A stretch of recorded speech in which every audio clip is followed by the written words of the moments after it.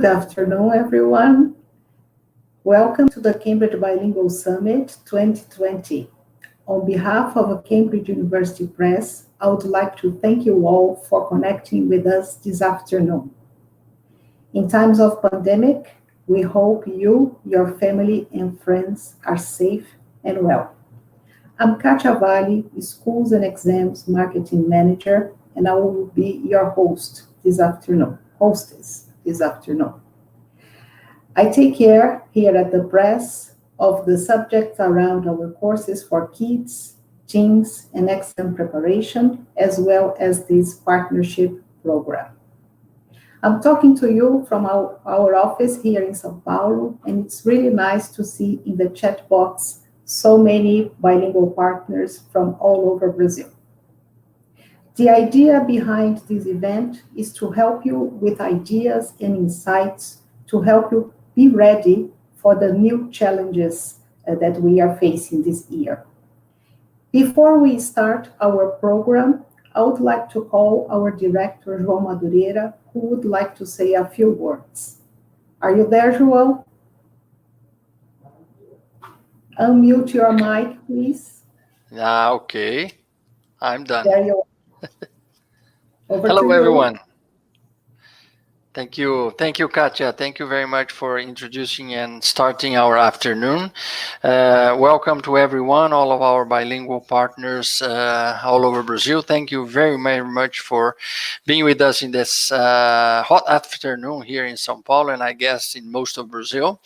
And we surely appreciate not only your time, but your energy in spending this afternoon with us. We have prepared a very interesting program, and I'm sure that you all enjoy and profit from the workshops and talks that we have selected with Ben Goldstein, Alberto Costa, Herbert Puchta, and Silvia Consorti. I think that all of our colleagues from Cambridge University Press and also Cambridge Assessment English and Cambridge Assessment International Education are very proud to have everyone and each one of you as partners. So thank you again for staying with Cambridge during such a very unusual and unprecedented year. On a personal note, and as a father of a 17-year-old teenager, I want to thank all of the teachers that have kept classes going no matter what, and have kept their energy in the teaching online and using all sorts of extra resources that were made available. It's very, very important for parents at home to feel supported by teachers, coordinators, and schools. So thank you very much for your efforts. I know how difficult it has been, and it seems it will be like we will finish the year like we've been so far online. But all in all, I think that we have all learned a lot of good things during this very unusual time. With no further ado, I want to hand over to Katja to briefly run through this afternoon program. And thank you again, and I hope you enjoy. I'll see you later this afternoon when we come to the closing. Enjoy. See you. Thank you, João. So, before we start our program, a little bit of housekeeping.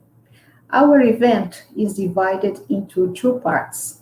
In the first part, we will have sessions with Ben Goldstein and Alberto Costa, followed by a video session about Cambridge World.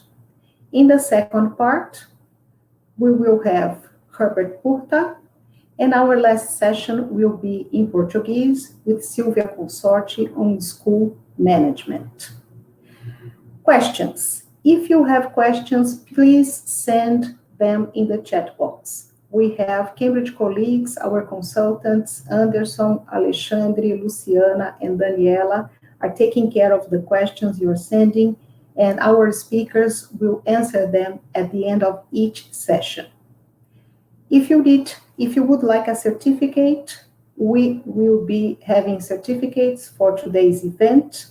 By the end of the last session, we will show a link, a QR code, that you will fill a feedback form for us about the event, and then you will be able to download your certificate. This event is being recorded, and next week you will receive by email the recording link of this event. So now, if you would like to get in touch with our representatives, please take a look at the description box of this YouTube page. You'll find their contacts and direct links to connect with them. And now, let me introduce you to our first speaker of this afternoon, Ben Goldstein. Ben has taught English for over 20 years in the UK, Spain, and Hong Kong. I believe some of you are users of Ben Goldstein's books, such as Uncover and Eyes Open. He also authored the adult course English Unlimited, Level Advanced.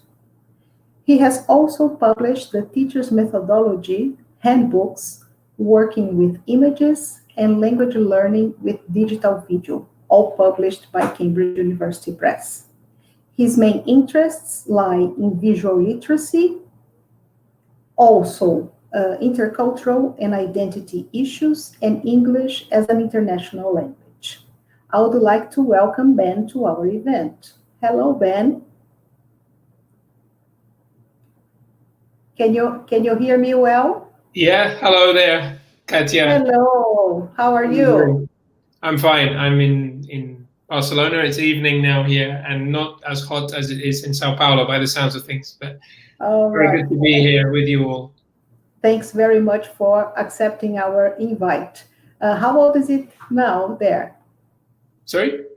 What time is it now there? It's about 7:10 in the evening and getting dark. So it's autumn, right? And what's the situation? What's the situation with the schools over there? Have they all reopened? Yeah, everyone has gone back. I mean, literally just a few weeks ago, the start of the autumn term.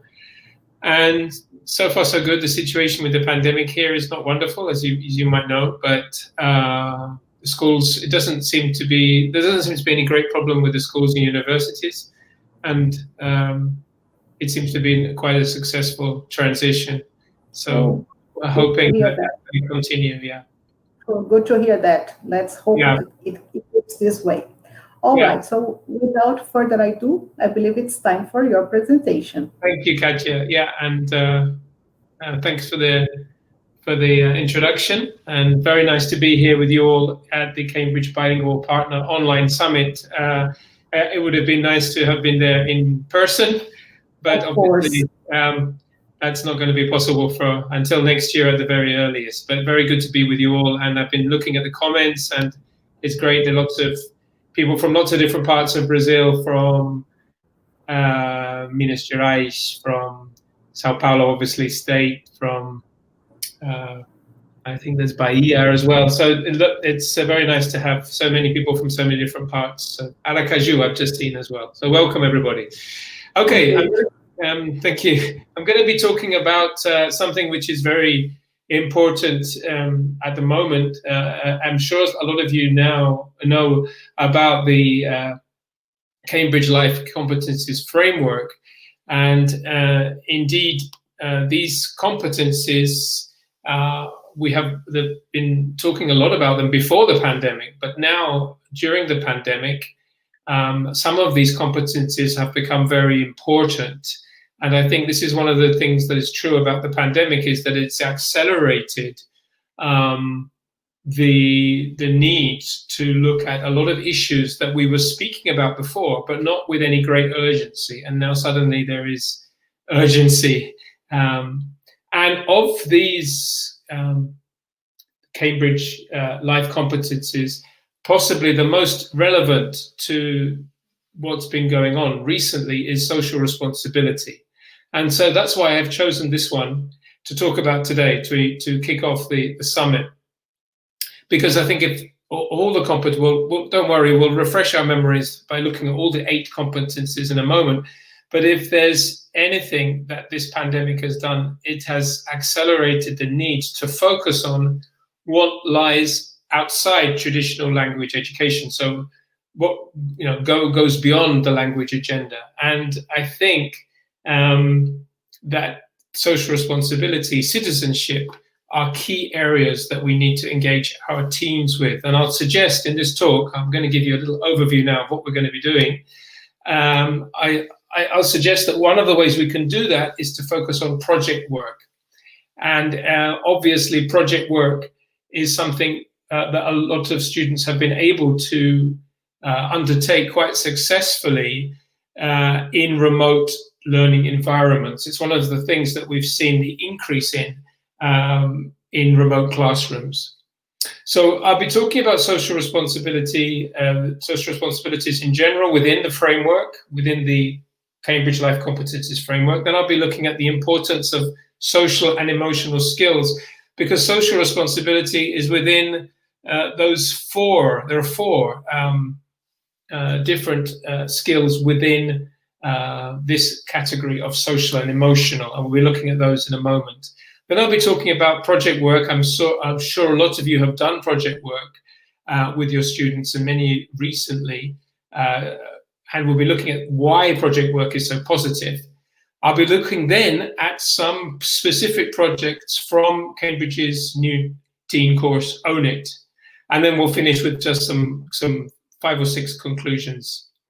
So I'll be speaking for about 45 minutes, and then we'll have some questions and answers. And I will be also asking you from time to time to participate in the chat box. Okay, so I'll keep an eye on the chat box if I can. So let's look at social responsibility within the CLCF, the Cambridge Life Competencies Framework. And I'm sure some of you are familiar with these already, but just in case you're not, we can divide these 8 competencies into 2 big blocks. So there are thinking and learning skills. And I'm sure that you've attended, in fact, possibly even conferences by myself on some of these topics, for example, critical thinking. But that's not the area we're going to be focusing on today. Obviously, we cannot talk about all of these competences. It would take far too long. But it's the social and emotional skills that have really come to the fore during the pandemic. And of those 4, it is social responsibilities and collaboration to a second, let's say in a secondary degree, which I'm going to be focusing on today. And I think this is one of which is most relevant, as I said, at this particular time. So what are social responsibilities? So how can we define this competence? Well, basically, it's somewhere in the middle of this Venn diagram here. So it's understanding personal responsibilities as part of a group and in society, including citizenship. And citizenship is really this idea of teaching students to work together, to take practical action, using their knowledge, for example, to contribute to a better society. So you can probably understand why that is very, very relevant at this particular moment where the societies all over the world have been transformed by the pandemic. And understanding and discussing global issues as well. And of course, we could add here, it says environmental, political, financial, and social, but we could also add health, of course, to that, to refer to the pandemic. And it is also global social responsibility is also understanding and describing one and others' culture. So it's a kind of combination of these 3 things. But I particularly think what's relevant is that the first one I mentioned, the idea of citizenship. For example, the whole idea of students learning about human rights, diversity, and inequality, and setting up projects to address a particular issue. For example, it could be bullying, or it could be a volunteering for a charity or something like this. This is really, I think, the important aspect I want to touch on today. So that's a broad definition of social responsibility. And as I said, that is within the group of social and emotional skills, of which collaboration is also a part. So let's look at that, why social and emotional skills are so important to reflect on at the present time. Now, going back a few months, I don't know if any of you saw, I was invited to be part of a round table. That was in May, a few months ago, when we were absolutely at the height of the confinement, at least here in Europe. Things were very, very bad. And I attended, took part in an Ask Me Anything round table. And on that round table, there were Matt Ellman from Cambridge University Press. You can see him there in the corner. And then there was Anne Robinson and Sarah Mercer, who are experts in this whole issue of social and emotional skills, social and emotional learning. And the reason that this was so important to discuss at that time, of course, was because of the great social emotional trauma that so many of us were going through at that time. And we were there discussing this and thinking about, what will happen in the future? When will we go back to face-to-face classes, and how can we best face the situation remotely? How can we support each other, so emotionally speaking, during this trauma? And I've left a link there, so if any of you want to look at that roundtable discussion, you can at the Cambridge University Press YouTube channel. Now, there have been a lot of very positive things, and of course, a lot of very negative consequences too of remote teaching. But I'd like just to give you the opportunity just to add something in the comment box now. Can you think of a positive outcome, thinking about your own class teaching remotely? Can you think of a positive outcome, something that has been that you perhaps could not foresee or anticipate that's come as a result of the pandemic? And would you like to just write that in the comment box? Now, I'll keep a look at those. It can be anything at all. It can be related to your teaching. It can be related to the relationship with your students. It can be related to the changes that have taken place. Okay, so already seeing a few comments coming in. Yeah, a lot of our classes are becoming way more creative. That's one of the points I have as well. Family, of course, when you're teaching kids, family engagement with their children during online classes. This is, again, that's Lise and Sarah commenting. Wagner's commented, our school is involved in helping Indian tribes in Sao Paulo. Wow. So we're seeing some very interesting initiatives there, very much related with citizenship. So that's wonderful. So that's a very interesting outcome, and that's very typical of what's been happening during the pandemic, that we've been seeing cross-curricular activities, so activities not just necessarily related to the language classroom, but outside the community. Luciana, yeah, teachers are not reluctant. Yeah, exactly. A lot of learning about technology and a lot of fear previously to using technology. And of course, that is no longer the case. Absolutely the opposite. We've had the chance to explore new materials and share experiences with teachers around the globe. That's the advantage. That's Lisa again. Thank you for that comment. And that is the advantage of course, working remotely, that you have a huge community out there, not just within your school or within your state or within your country, but outside. Good. Well, thank you for those comments. I'm just going to add a few of my own, and I could add a lot more, but I'll just talk about a couple of things. A stronger sense of community and collaboration among teachers and with parents. And I think that's been touched on by a couple of comments. And there you go. Tanya has just said that more collaborative attitudes. And I think that is absolutely true. And I've mentioned that as well, of course, and with parents in young learner classes. A greater awareness of teacher well-being and resilience. And I think this is, it's not just, we've had to focus on not just on our teaching ability, but also our general well-being through this trauma. And as we've seen in the comments, some teachers have forged stronger connections with the students and with families. Now, I say some because not all teachers have been able to do this. It obviously depends on your context, but it is clear that these connections have been made because of the shared experience of living through this trauma. And I think this is an inherently positive thing.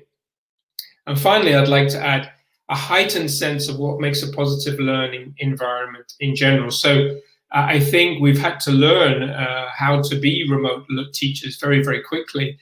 And we've had to learn a lot about this new environment. We've had to become, as you've said, more creative, more flexible, and we've had to become more conscious of time.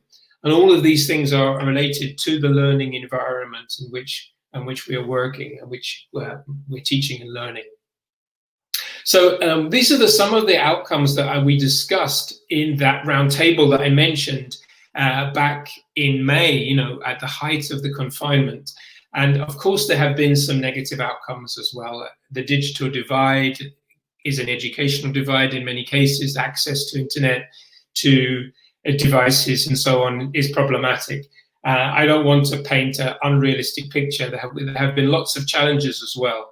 But I did want to accentuate the positive in this particular webinar, because I think that there have been some very, very positive outcomes from the pandemic in relation with social and emotional learning.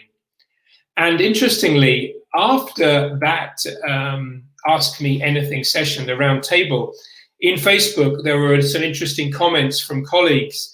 and from colleagues who teach adults, teens, younger learners as well. And here are two very interesting comments, I thought, from Jessica and Mark. And again, emphasizing the social affective aspect. So Jessica says, for many of my learners, the classes has been a form of human contact outside the immediate family. The socio-affective aspect has been hugely important. And I think that's really interesting. And I'm sure a lot of you will empathize with Jessica there. And Mark says, anticipating now, in Europe at least, we have gone back to school. And Mark says, would be good to spend 2 weeks with the students when we finally go back, discussing and evaluating this whole period before any subject teaching starts. And I think that's a little bit of what this webinar is about. Again, not forgetting so much our role as language teachers, but realizing that so much has been going on beyond the language agenda. So before we can go back to subject teaching, we need to discuss and evaluate what has happened and what has been happening in remote classes. And I think that is very interesting, those two responses in Facebook from different teachers. I think, generally speaking, in remote teaching contexts, we may require greater flexibility and creativity in assuming roles of nurturers and carers, and not just deliverers of content. So we are fundamentally, of course, language teachers, but we are also nurturers and carers. And I think this is very, very important to emphasize. And also a greater awareness of individual students and their needs, this issue of differentiation, particularly in the case of remote teaching, access to technology and support networks, whether that's a family network or community network. And I think this is very true, that this is, we talk about greater flexibility and creativity in terms of how we teach and what we teach, but also in terms of our roles. I think our roles have changed, and our attitudes to our learners have changed as well. And on this topic, I'd like to introduce and show you a video which is an initiative of Cambridge University Press in Brazil, which I particularly like. I don't know if any of you saw a webinar that I did in July, but for the Cambridge Days, something like, I think it was July the 24th, and I did show the same video then, but I've been told that it's okay to show it again. So if you saw it previously, I apologize, but I do think this is a great video, and I think particularly great that Cambridge are promoting this kind of iniciativa inovadora. So it's the Cambridge in Casa initiative, and you'll see that there are a number of these on the Cambridge Brazil YouTube channel. And the connection with Paulo Capistrano's project is that he is involved clearly in not just language teaching, but the whole issue of social and emotional skills. And he talks about his projects here, and I think I'd like to share that with you because it gives you a very interesting insight into different language teachers and their need to be more than just language teachers, but also nurturers and carers, in this particular case of the LGBTQ community. So can we have a look at the video, please? It's just an extract from it. I think they're going to cue it up now. Eu também sou fundador e coordenador de projeto chamado English to Transform, que é projeto que oferece aulas de inglês para pessoas LGBTQIA+, em situação de vulnerabilidade social. Since the quarantine started, we came up with a YouTube channel, and here you will find the videos created by our gorgeous teachers. Also, promoting awareness on your mental health. First, they learn how to talk about how they're feeling. They learn vocabulary for that. Vamos praticar? Pega uma folhinha, papel e completa com os sentimentos. In the morning, I usually feel. And they are encouraged to share in their WhatsApp group a little bit of that. Eu tenho conversado muito com os meus alunos sobre a importância de estar bem mentalmente, e eu acho que essa troca de experiências é fundamental. E eu descobri, sim, que eu sou muito mais forte do que eu pensava.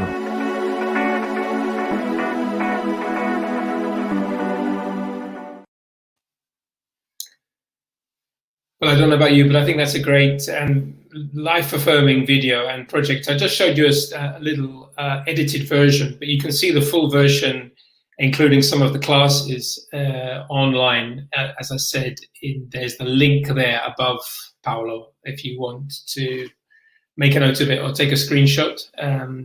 I do recommend you have a look at that. And it makes you feel that throughout this trauma, there isn't just the famously known post-traumatic stress, but I think also post-traumatic growth is also possible. And I think that kind of project does highlight that very much. Another example, just want to show you very quickly, is from the Cambridge Day Brazil from July, which you can still access on the Cambridge YouTube Cambridge Brazil's YouTube channel. It's Raquel Ribeiro's excellent webinar, and there's the link to it. But again, if you just go to the Cambridge Brazil YouTube site, then you can find her webinar. And it's a lovely journey. She talks about the teacher's journey through the pandemic, and she gives some excellent examples, not just her own personal experience, but examples from across Brazil. And I've put them here on the slide, overcoming difficulties with empathy and creativity. And she showed 3 different examples from different contexts in Brazil. And hope you can read the Portuguese there, at least in the first 2. The idea there of the teacher hanging the homework on the railing of the school so the students were able to study. So this was in the Northeast, and many people didn't have access to the internet. And the same one in this one we can see, cidades do interior do país, escolas usam radios locais. So using a radio, this is from Maranhão, an example, again, because of lack of a stable internet connection or problems of Wi-Fi in not having accessibility to it. So there's 2 lovely examples. And then another one, the last one, is an example of a teacher who had a lot of problems with Zoom, or I don't know exactly the technology, but this student sent a message of support for their teacher. I don't know if you can read that. Minha professora que ficou muito nervoso porque estava com dificuldade de mexer na plataforma, etc. And she talks there about how she wants to send a message of support. So this is what I mean about the collaboration, increased collaboration and empathy that has come about throughout this time. And these examples, as I said, come from Raquel Ribeiro's talk, A Teacher's Journey Through the Pandemic. So these examples, as I said, are very related with social and emotional skills. And I want to touch on the issue of social responsibilities, but in order for these to become practically possible to achieve in class, we need to focus on another of these social and emotional skills, and that is collaboration. Because it's very difficult to undertake these projects if you can't get your students to collaborate properly. And I've seen, though, from your comments how important this is, that Tanya says more collaborative attitudes. And so unwittingly, we have been engaged in more collaborative work because of the remote learning environment. So let's focus on collaboration, the key competencies within collaboration. Students are clearly more independent in remote learning environments.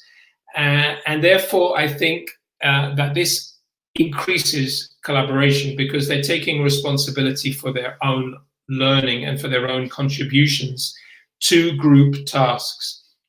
So this is one key competency within collaboration. The second one is listening respectfully and responding constructively to other students' contributions. and to your teacher as well. So these two things are very, very important. And as I said, I think the remote context has meant that we are doing this actually without kind of realizing it. Students are definitely becoming more independent and more autonomous. Well, in actual fact, successful remote teaching does seem to require learners to take more responsibility for their learning. And I hope you agree with that. And a couple of other, there are actually 4 competencies in total. Managing the sharing of tasks is very important. So if students, we're going to be looking in a moment at different projects. When students are sharing tasks within a project, how do you manage that? How do you facilitate that? Very, very important. And then finally, working towards the resolution or the outcome related to the task. So all of these are key areas within a particular project. So if you just imagine for a moment, students were engaged in a citizenship project, they would need to call on all these different collaborative skills. And for successful collaboration to work, you need to focus on, obviously, brainstorming, negotiation, decision-making, planning and doing, and then scheduling and timekeeping, and then giving feedback. And in a moment, we'll look at the staging. One of the problems, of course, about doing project work is the staging, the time management, and so on. And all these different stages, the preparation stage, and then the actual development stage, and then the presentation stage. Those are the 3 main stages. All of these different stages require different elements of collaboration. And I think these are, let's say, the 6 most important ones.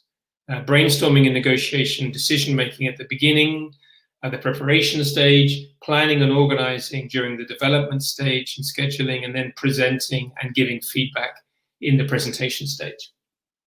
Okay, and I'm going to talk about Own It now. In a little while, actually, I'm going to talk about some projects within Own It.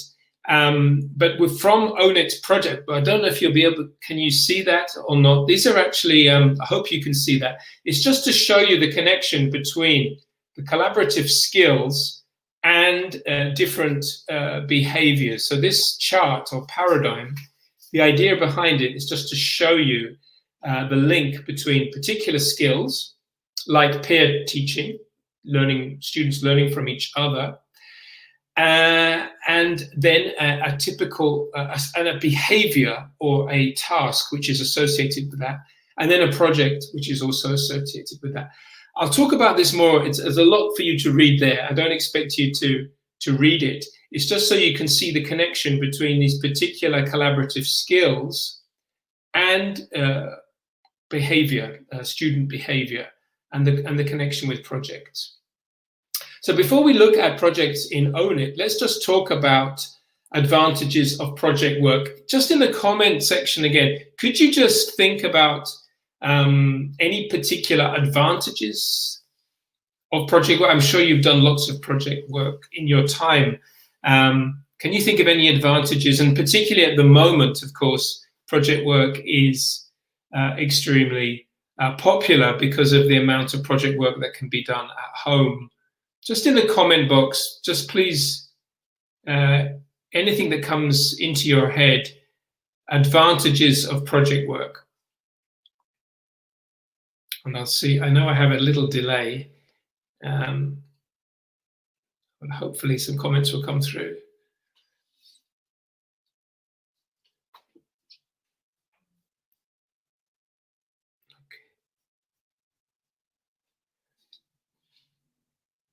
Everybody's gone to sleep.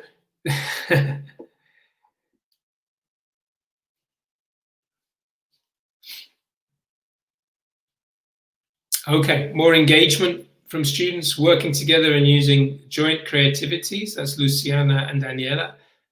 Thank you for that. As I go through the advantages, please feel free to add more advantages in the comment. Learning to be respectful of each other.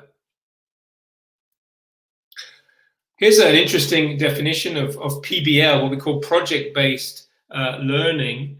And I think this is very important because it talks about where projects come from. In a sense, the idea of a project is the students have a meaningful question to explore, something that they can do in depth, like an engaging real-world problem that will get them interested, as George says there, or a challenge to design or create something.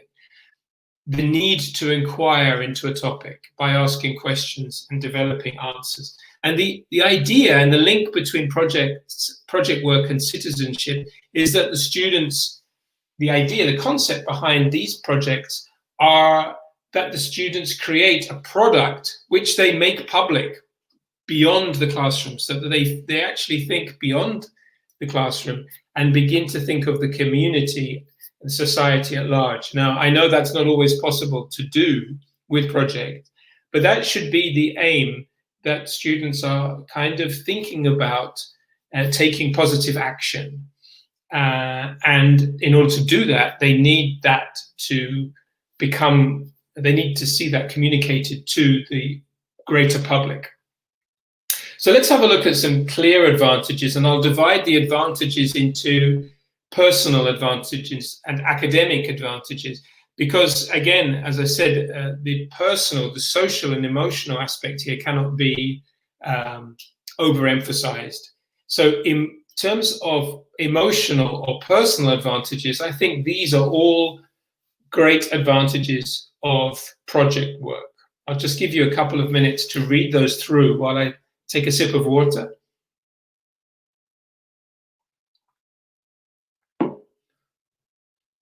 And again, the issue of creativity has come up and increased motivation. By the way, this model, this chart, and the one I showed you before, comes from the Own It project books that which have just been published. And I'll be showing you some pages from those a little bit later as well. So in terms of personal advantages, there are a lot. As you can see, encourages more creativity, increases motivation, develops autonomy, increases curiosity, improves self-knowledge. Communication skill is another big connection between, remember in the social and emotional skills, we saw collaboration, but also communication. Being able to get your message across, to communicate the intention of your project, the objective of your project is one of the most important things. Involving family and friends, interpersonal relationships. So the personal advantages are enormous. And then, as Alcione says, the academic advantages includes learning, peer teaching, learners learning from each other, allowing teachers to deal with mixed ability classes. This is often a problem when teachers are just focused on the language agenda. But when we talk about mixed ability, we're talking about not just language proficiency, but also, a student's interests in a particular topic and their different backgrounds, their different learning styles, and so on. So this idea of learning from each other is very important, and helping learning and through research in deep thinking. So getting students thinking a bit more deeply about their learning. And very often when we have a curriculum we have to get through, we don't have time to stop and think a bit more deeply and more profoundly about certain issues. And project work gives us time to do that. And of course, it gives us the opportunity to take on different roles as well. And again, the idea of the flipped classroom, the idea of working, some of the project work done in class, whether that's a remote class or a face-to-face class, and some of the project work being done outside any kind of class, which is, again, another reason why project work is so popular at the moment. And here's another quotation from Pennycook again, and I think this is also related to what we saw before, the idea of social change, taking practical action to bring about social change. So he says, I think this is a great quotation, he says, a central goal of language education is surely the development of critical and resourceful language users whose developing language practices aim not just at personal, but social change. And again, this may sound a little bit pie in the sky, a little bit ambitious, but I think for these projects to really have meaning and serious implications, they do need to aspire to that, and it gives the project more seriousness and more depth. And a quotation from a colleague, and you may know Lucy Crichton is a friend of mine and a colleague as well. I asked her to, she teaches teens and young learners remotely, and I asked her to think about what she had experienced in these last few months. And it's really interesting what she says here. You know, I've learned to become more flexible and open-minded. Some of the things that you said in the comments yourselves. I felt more confident and empowered. And it's really interesting what she says at the end. She says it's the practical living side of the language that students love the most. It's exactly that prepares them for challenging times. It's the group work, the problem solving, the analyzing. And this is what is behind collaboration and project work, the idea of working together to solve a problem, something real that has a practical implication outside the classroom. I love the way she refers to the practical living side of the language, so where the language comes to life when you're focusing it on an issue of real importance for the student. It's a really nice quotation. And one more now. And now let's move on to looking at some projects from Own It, which I think you may have come across this new series. It takes project work very, very seriously. There are projects in each of the student books, but there are also, as I said, just been published are these extra projects. So now you can actually get a project book for each level of Own It. And there are, I think, 12 projects based on different types. So there are the different types of projects: culture, history, science, design and technology, social studies, and citizenship. I remember I referred to citizenship earlier, and I'll be focusing on those two now. We're going to look at two examples of two projects from Own It, focusing on social studies and citizenship. But as I said, there are many others. I just wanted to focus on these because of the relationship with social responsibility, which is the topic of today's talk. So let's look at one example. First of all, let's look at, as I said, the structures. So how do we structure a project? Well, so of course we need to have the preparation stage. There are three big areas, as I said: preparation, development, and production. And in the preparation stage, this is where all the brainstorming takes place and so on. So, you know, as a facilitator, the teacher takes the role of a facilitator to introduce the topic, to look at a model for the project, and then to go through particular how-to tips, and then to clarify the project. And that is a very, very, very, very important step, clarifying the project, so the students know exactly what it is about.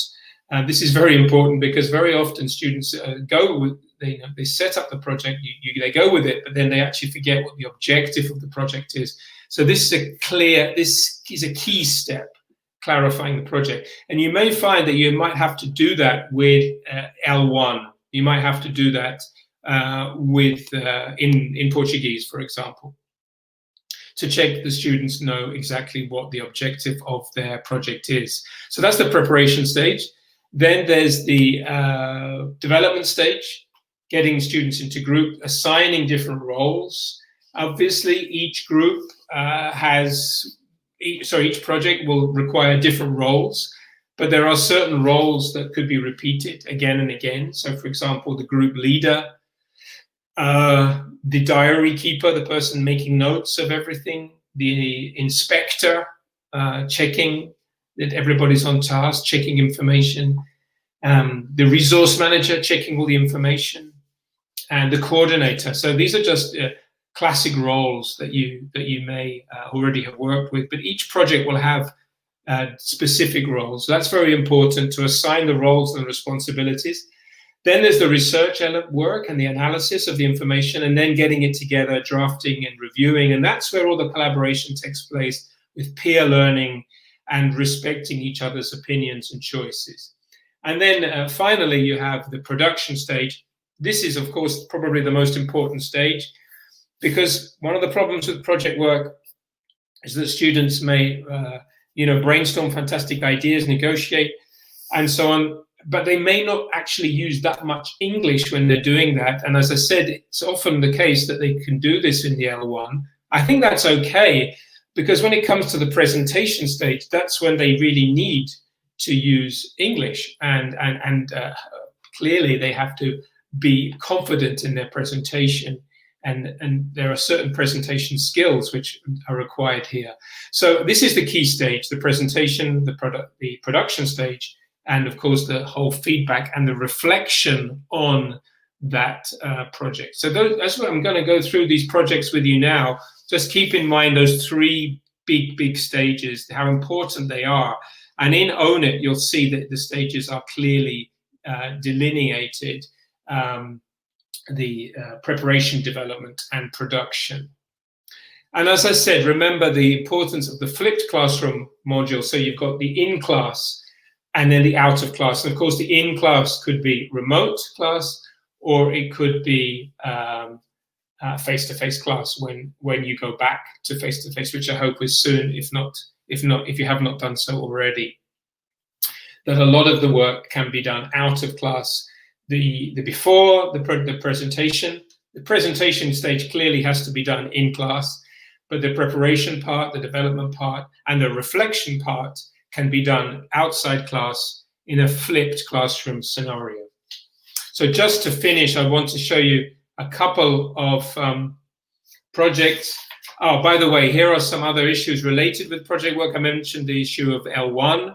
Remember, I think you may need to use L1, particularly in more basic levels, and particularly when you're clarifying the project. The issue of mixed abilities, that came up already. Again, don't just think of mixed abilities in relationship with language, but also in relationship with students' interests and their knowledge of topic. You may have a student who is not that proficient, but this student may happen to know a lot about a particular topic. They may have different learning styles and so on. So these are, when we talk about mixed abilities, it's important not just to think of it in terms of language proficiency ability. Time management, again, this is a very, very important one for the teacher. Projects can take a long time to set up, and we need to make sure that students have the time to present it. There's nothing worse than students spending all the time setting up the project and then not having the time to present it in class. This is very, very, very deflating for students. So make sure that you allow the students time to prepare and give them a particular time to present it in class. And then, of course, presentation ideas are very important. How you get your message across successfully. This is a very important skills that will serve students in good stead in the future, of course. And then, of course, evaluation. To evaluate a project, there are so many different things you can evaluate. The presentation skill is one of them. The learning outcomes, the planning, the teamwork, problem-solving skills, creativity, the list is endless almost. So when you're evaluating, again, don't just think of evaluating in terms of language skills, but in terms of how the students set up the project, their goals and the resources they used and so on. So here are a couple of projects from Own It, just a couple.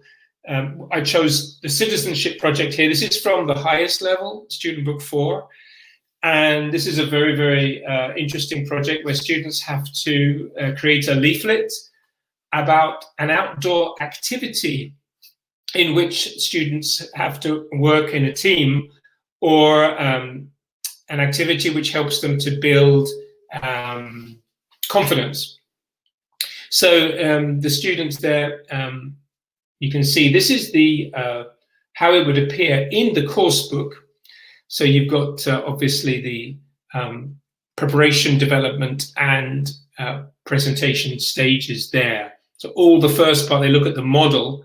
So that's section A, 1, 2, 3, and 4. That's all the preparation stage, and then the development stage is the planning, number 6, and then the presentation is number 7, and then the feedback is 8. But in more detail, you can see this is the Own It project book, and I know you can't read that very well, but the idea there is to see the teacher's notes, how they prepare you to do that project.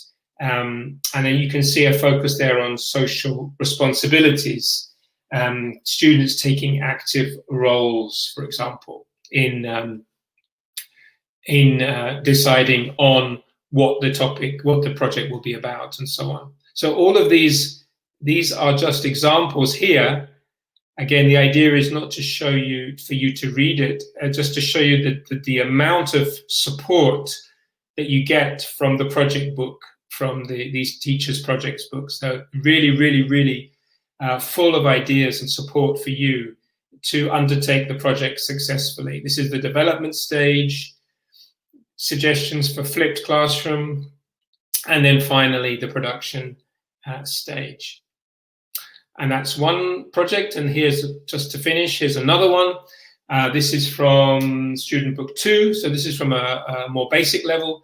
And in this case, a social studies project, the students have to plan a poster for volunteer work. And this is one which is clearly has, students can create an action plan for a particular need within their community.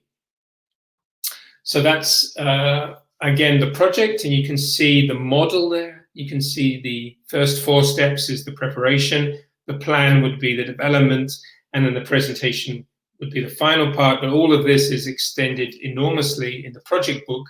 So again, these are, excuse me, losing my voice here, just to get a sip of water. Here we can see the teacher's notes in the project book based on the preparation. Again, you'll see the connection there with social responsibilities. Students working actively to make a final decision, respecting each other's opinions, and so on. The development again, and then finally the production. So as I said, each of these projects is broken down like that for the teacher. So you really, really have a lot of support when you want to undertake one of these projects. So I'm coming towards the end. I hope to have shown you in this webinar the importance of social responsibilities and collaboration based on what we've been through and what we're going through on a daily basis in remote classrooms. These issues have become very, very, very important. And I think it's through project work that we can quite easily highlight these particular competencies. So just to finish, before I lose my voice, here are some conclusions, 5 conclusions, and then I'll take any questions. So for example, the first one would be explore the notion of well-being. Again, this is very important when we're talking about social and emotional skills. Your own as well as that of your students and colleagues. A lot of people talking about well-being and they're saying, oh, it's just too much focus on the individual.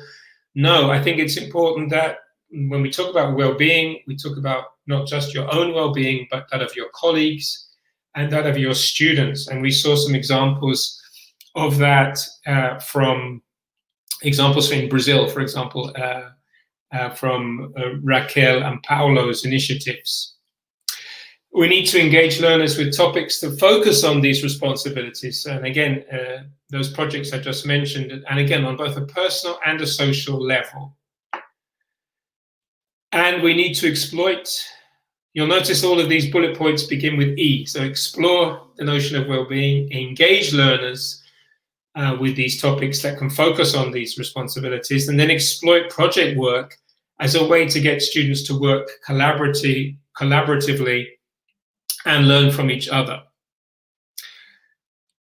Empower learners to create their own projects and provide their own input. So after doing these projects, for example, the ones in Own It, you could then go, especially with the higher levels, get the students to create their own projects, and that would be very empowering. And finally, extend projects towards positive actions. This is what I meant about the idea of taking positive action and to create social change. Again, this may sound ambitious, but I think students, especially at the moment, these very difficult moments that we're living, that is something which I think students would appreciate, that projects should lead to some kind of real positive action in their community. Okay, so thank you very much for listening. Those are the key words again: well-being, responsibilities, collaborative action, providing own input, and positive action. And this is the moment for questions. So if there are any, please, I probably haven't got 15 minutes, probably just 5, but I'm happy to take any questions, Katja. Sure, Ben. Thanks very much for your presentation. Just take your time, sip your water. Thanks very much for the good examples on social responsibility, collaboration, and project work that you brought to our event today. Yes, we do have questions for you. Let's take a look at the first one. From Anderson Leite. Considering the remote teaching, could you give us some tips for working with projects more often? Yeah, well, I think the projects are perfect for the remote teaching context, precisely because the students are at home, and so the flipped classroom scenario is very, very easy to develop because students are there already. The question for the teacher is to organize the really important thing is the time management in that case. Organizing the time is possibly the difficult thing. The key point is to get students working together, both in breakout rooms in remote environments, but also, if possible, outside the classroom. And I think that is very feasible now. And I think that's one. I think this is, project work, project-based learning was increasing anyway. It was becoming more and more popular, and the pandemic has just accelerated that. So I think it's perfect for the remote environment, Anderson. Hope I answered your question. Thanks, Ben. Our next question then, let's see, from Sheila. What learning taxonomies or cognitive actions might guide students to think best? Well, I think this is a very important question, the whole idea of deep thinking. I think one of the problems with a lot of teenage courses is that they don't engage students at that cognitive level, the sort of deep cognitive level. I think this is one of the advantages of project work, Sheila, that the projects, because we don't have time to do this with the curriculum, but projects can engage students at a deeper level cognitively. So I think that, the kinds of projects I've spoken about, they may seem superficial, creating a leaflet about outdoor activities, but the students are not just doing that. They are engaged with, these activities have to be activities in which students work in a team. They have to be activities that help build their confidence. These are the 2 criteria. So I think this kind of question in the brainstorming stage, in the preparation stage of the projects is when we can begin to dig deeper, cognitively speaking, and get students thinking at a kind of more profound level. So I think projects is one of the ways to do that. Great. Thanks, Ben. And let's see, we have one more question. Let's see who it is from. I can't see them because they're very small, but I'm testing my listening comprehension. Yeah. All right, no worries. Well, and by the way, we are launching this material, Own It, and Own It has a very good digital environment place where students can go online and do project work with the tools of our new digital learning environment. If you want to know that's more, true. Yes, that's right. if you want to know more, please contact one of our representatives. You'll find their information in the description box of this YouTube page. So I believe we have our third question now. Brazilian students are not really used to projects, and teenagers especially tend not to want to participate. Now with the remote online teaching, do you have any suggestions to help us with our teens? Yeah, I mean, I think I understand that it's a kind of cultural issue, possibly the idea of projects, but it is becoming something. As I said before, it was certainly becoming more popular, and like social and emotional skills, it was something on the agenda. The idea of moving away from just the language agenda, I think this is very, very important. That's what these things have in common, these competencies. I think it's important for students. I think you could explain it to them in L1 if necessary, depending on their level. I'm a great believer of using L1, as a tool for students to understand what they're doing and why they're doing it. So if they are doing a project, and explain why you want to focus on projects and why we're not just doing grammar and vocabulary activities. And I think that the pandemic, if there's anything positive it's brought out, I think it probably has brought to the fore the idea that students can appreciate this more, that this concept of collaboration and citizenship. And I think just initiatives like the ones we've seen from on the Cambridge Brazil website and so on show that teachers are engaged with these ideas. And I think the next step is to convince our students that there is merit in undertaking these tasks as well. Using language, using their English to fulfill something very different, not just an extended speaking task. These are not just speaking tasks. These are, cross-curricular, big projects. The concept is something probably could be new for you as well. But I think students, when they see the bigger picture, they see that these could lead, the relevance that these projects could have for their lives and for their community. I think they'll realize the benefit, and they'll see a little bit what Lucy said in that quotation. I love that quotation when she says, the students appreciated that it's the a practical living side of the language. That's what these projects encourage students to engage in. And it's exactly that prepares them for these challenging times. So I think, there's a recognition there that possibly that students need to be pushed a bit, primed a bit to realize the importance of it. But I think from what Lucy said, that does work with her students. So hopefully it will work with yours too. Well done, Ben. I loved your answer. Very complete. Thank you very much. So I think we need to be concerned about time. It's a pity we have to say goodbye. I'm handing over to my friend Alberto, who I have known for many years. It's a great shame that we're all just kind of doing this remotely. It would be very nice to all be together, as we have been so many occasions in Brazil. But thank you very much for watching and listening, and I hope you enjoy Alberto's session. He's a great guy, a great friend of mine, and a very great speaker. So I hope you enjoy that, Alberto. I'm sure we will. Thank you very much. Have a good weekend. Thank you very much. Bye-bye, everybody. All right. So moving on now in our program, let me introduce you to our second guest speaker, Alberto Costa. Alberto is a Senior Assessment Services Manager for the Americas for Cambridge Assessment English.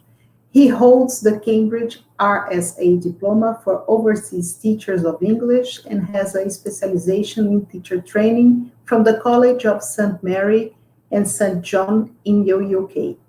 He has worked as a teacher trainer, and academic consultant for over 30 years, having also worked as a course tutor for the teaching qualifications CELTA and Delta. He has joined Cambridge Assessment English 5 years ago, and continuing professional development for teachers is one of his key interests. I would like to welcome Alberto Costa to our event. Hello, Alberto. Hello, Katia. Good afternoon, everyone. It's quite Hello. a big responsibility to speak after Ben because Ben is a great speaker, apart from being a very dear friend. And his talk was so enlightening in so many ways. I mean, he managed to encompass so much in one talk. Thanks for your kind words, but I'm sure you have several things to share with our participants too. Are you okay? Yes, Yes. I'm okay, and I hope the participants will enjoy all the things we are going to talk about today. I mean, like many or most teachers and most schools, we are working from home. And Cambridge Assessment English has been concerned about the situations teachers are in, and they have developed so many materials. And I'm really, really looking forward to sharing all those new materials with the teachers. So please do it right away. Have a nice session, Alberto. Thanks very much for joining us today. Thank you, and it's nice seeing you, Katia. It's been a while. Thank you. Okay, hello everyone.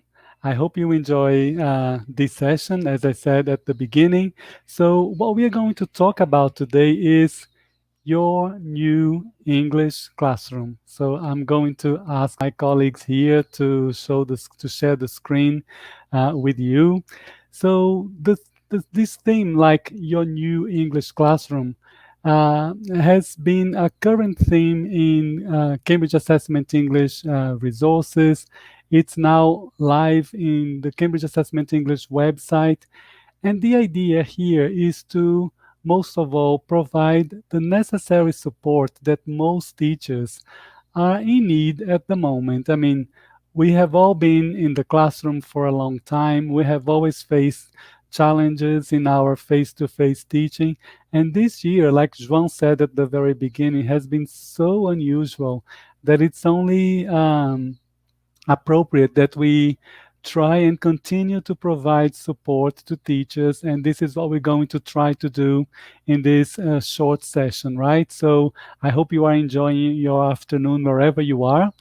I am based in São Paulo, and São Paulo is so hot today, you have no idea. But let's move on. Okay, this is a summary of the points we are going to talk about. We are going to of course, mention this transition from face-to-face teaching to remote teaching, especially emergency remote teaching. And we're going to look at this timeline of 2020 in a nutshell, right? We'll also talk about supporting every teacher and what has been developed throughout those months ever since all of us were forced to work from home. And we are going to talk about this new area of our website called Your New English Classroom, which is full of new resources. And it has been divided in 5 sections. And those sections have been organized in a time frame like a journey. So the idea is to try and cater for all the various contexts that we are all teaching at the moment. In some parts of the world, teachers are resuming face-to-face classes. In many parts of the world, teaching is still remote with all the benefits and challenges that remote teaching poses, right? So this journey involves talking about the socially distanced classroom and some support for this scenario, talking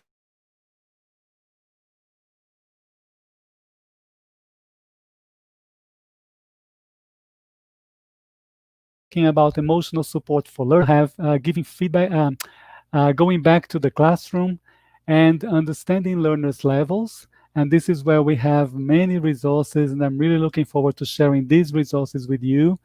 And of course, skills for teaching online. As I said, many of us are still working remotely, teaching remotely, and learners are learning from their mobile devices, etc. okay?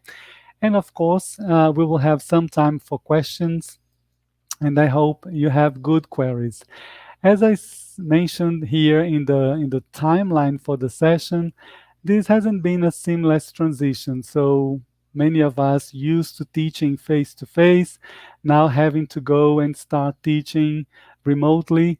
When we look at it in images, it looks so nice, but it's not, or it hasn't been a seamless transition. We have been through many ups and downs. Speaking of ups and downs, and now that we are in this learning curve of so many lessons learned after all those months, how are you feeling about your teaching at the moment? Um, can you describe it in a word, a simple adjective? Are you feeling confident? Are you feeling tired? Are you feeling positive about the situation? Are you feeling that you have learned much? So you could say that you feel that you are feeling experienced. So if you could post an adjective here to describe how you are feeling. Okay, I can see some adjectives here. Somebody says adjectives. I can see lots of greetings here from different parts of São Paulo. Hello, everyone, and thanks for being here. Any more adjectives about how you are feeling in relation to this situation? Okay. Yes, somebody's feeling experienced. That's nice. Yeah, it hasn't been easy for many of us, but it's nice to consider some lessons learned. Well, the reason why I'm asking about those adjectives, it's because I have a little timeline of 2020 in a nutshell. So things started in March when COVID hit us really hard, and then schools closed, shops and many services had to be interrupted, right? As I said, not easy for most people. And then April came with many institutions implementing emergency remote learning. And this caused a lot of, let's say, it posed a lot of challenges and it caused a lot of pain as well in some teachers. So, speaking of April, I read this interesting article which was published in Brazil. It was about teachers who had to reinvent themselves to teach online. So, for example, in this short article, this teacher reports that she had never imagined that a teacher could do home office. You see, it was April. We were still under the shock of the pandemic. She mentions the way parents behaved in remote learning. So they were trying to get closer to their kids' education, but the teachers were learning as they were doing things like managing the camera, learning how to edit videos, thinking of strategies, improvising studios in the house, and of course, but a lot of trial and error. So the teacher says she had to record the video 10 times. I always record a video 10 times if I have to produce a video because it is a skill that we need to develop, and it's a very interesting learning experience. But going back to our timeline, and then June came, emergency remote learning still in place, but teachers had learned many lessons by June. So here is another blog post that I read, and in this blog post, the educators talk about what they learned from remote learning and how it was going to prepare them for the new school year. You could tell that those educators there, they are from the Northern Hemisphere, whose school year was starting now in the second semester, right? Not the Brazilian academic year. So this blog post mentions signals that point to the continued use of digital tools and hybrid learning into the new academic year. And there was a survey as well. They had interviewed 500 members of this community, and they represent teachers, institutional leaders from around the world. And as a result of the survey, they found out that 61% of the respondents said they expect to begin the new school year in a hybrid learning environment. Well, many of us are still in the school year, but not in a hybrid learning environment, still remote. So they also discovered that 87% said that they expect to use the technology more than before once they start going back to face-to-face classes. So a painful experience, but lots of lessons learned and things that will be implemented in teaching when classes resume to face-to-face. So, and then here we are, it's October now, and what we see is remote learning, but great use of technology more than before in the classroom.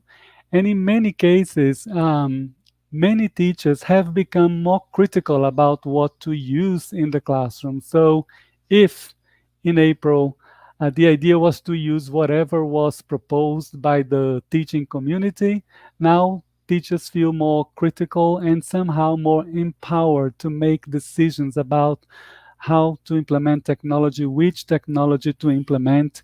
So it is a good sign of lessons learned. So I felt I should start with this introduction to acknowledge the moment we are in, right? So when the pandemic hit us in April, a group of people in Cambridge, together with a group of people from the offices around the world, and this includes our office in Brazil, started to organize and to curate all the resources they had prepared and to prepare new resources for the new context and help teachers with support. So they put together with Cambridge University Press, this area of the site called Supporting Every Teacher, which made many resources available. And the feedback we received from teachers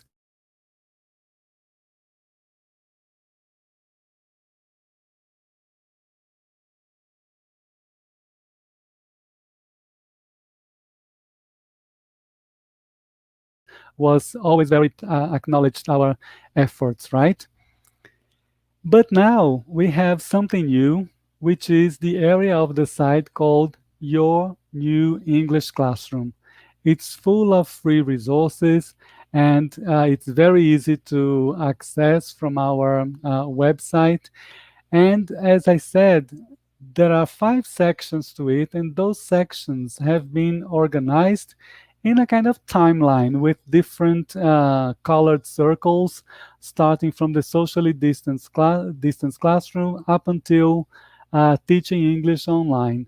Each of those areas will have a number of resources available, so many that we couldn't explore all of them for the purposes of this talk. So I've got some highlights for each of those sections, and I invite you all to go to the website and explore and download, and most of all, use the resources and give us your feedback about how the resources went with your learners, right? Okay, so talking about the socially distanced classroom, this is an area that has resources for situations where face-to-face classes are resuming. It's not the case in many parts of the world, not really in Brazil, but what they did was they produced materials that would cater for different scenarios, remote or face-to-face. And even if it is face-to-face in some parts of the world, it is still socially distanced, right? So we're going to start with some ideas from this section, and I highly recommend using those ideas, which are the classroom posters and activities for level A2. So here we have vocabulary activities, which have been organized according to themes: food, our planet and sport. And the posters are very eye-catching. They're all PDFs, so you can easily share your screen when teaching learners. And they were meant to be big, attractive, and bring the language that learners need to practice at level A2. Also, there is a set of posters for level B1, again following the same kind of approach, powerful images, language organized in topics. Here we have the space, technology, and travel. And again, the idea is to help you to share the screen very, very easily.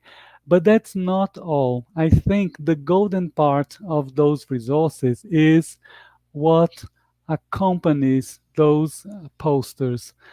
You have for each level this booklet of classroom activities, which has been updated and carefully designed to provide teachers with so many ideas. So each of those booklets of activities will bring lots of ideas. So you are not supposed to read all those very small letters here, but I'm just showing you a two-page spread just for you to have an idea of the content and of the key points involved.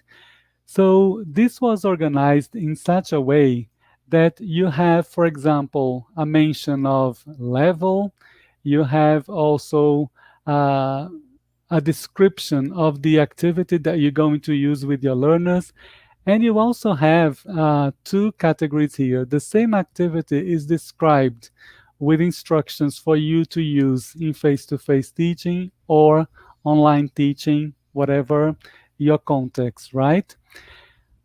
Also, at the bottom of the spread, we have extra support for teachers.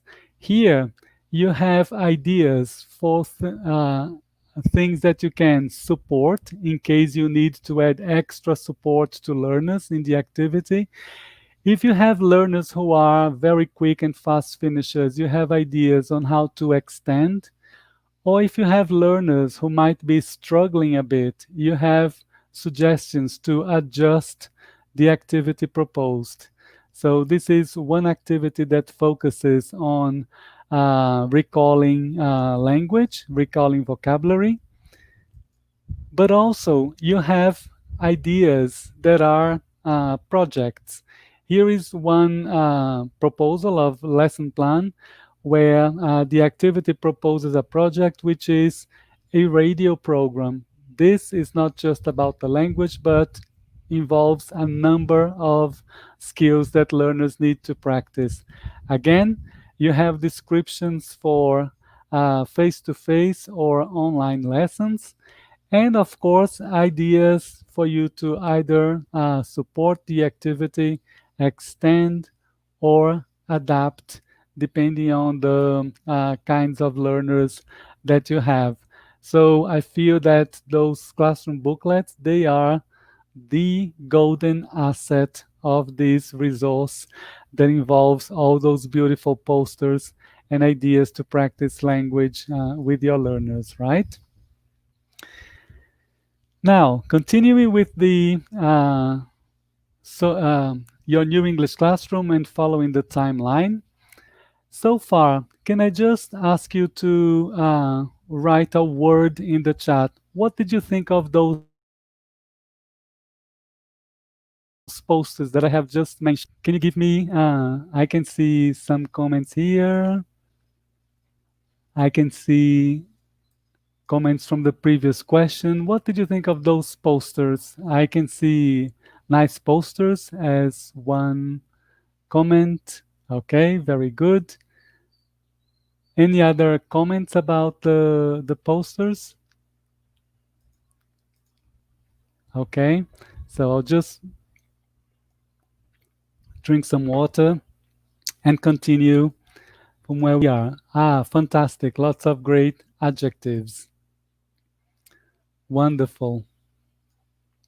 Okay, now we're going to the second point in this journey, which is the yellow circle, that is emotional support for learners. Well, everyone, we teachers, our learners, our families, and the families of our learners have been impacted by this. And this area of the website took into consideration the kind of support that teachers might need to provide to their learners. So they created a number of tips, ideas, suggestions for you to support emotional well-being when returned to the face-to-face English classroom. But a lot of those ideas can be used in remote teaching with the focus of supporting emotional well-being. So this area of the site focuses on three main questions, which is, how can I motivate my students after disruption to their learning? And then as you explore this area, you will find out more about the tips they give.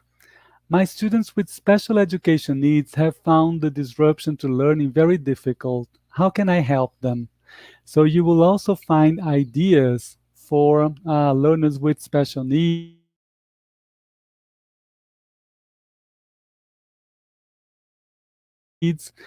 Some of my students think they've forgotten since speaking. So these are three big questions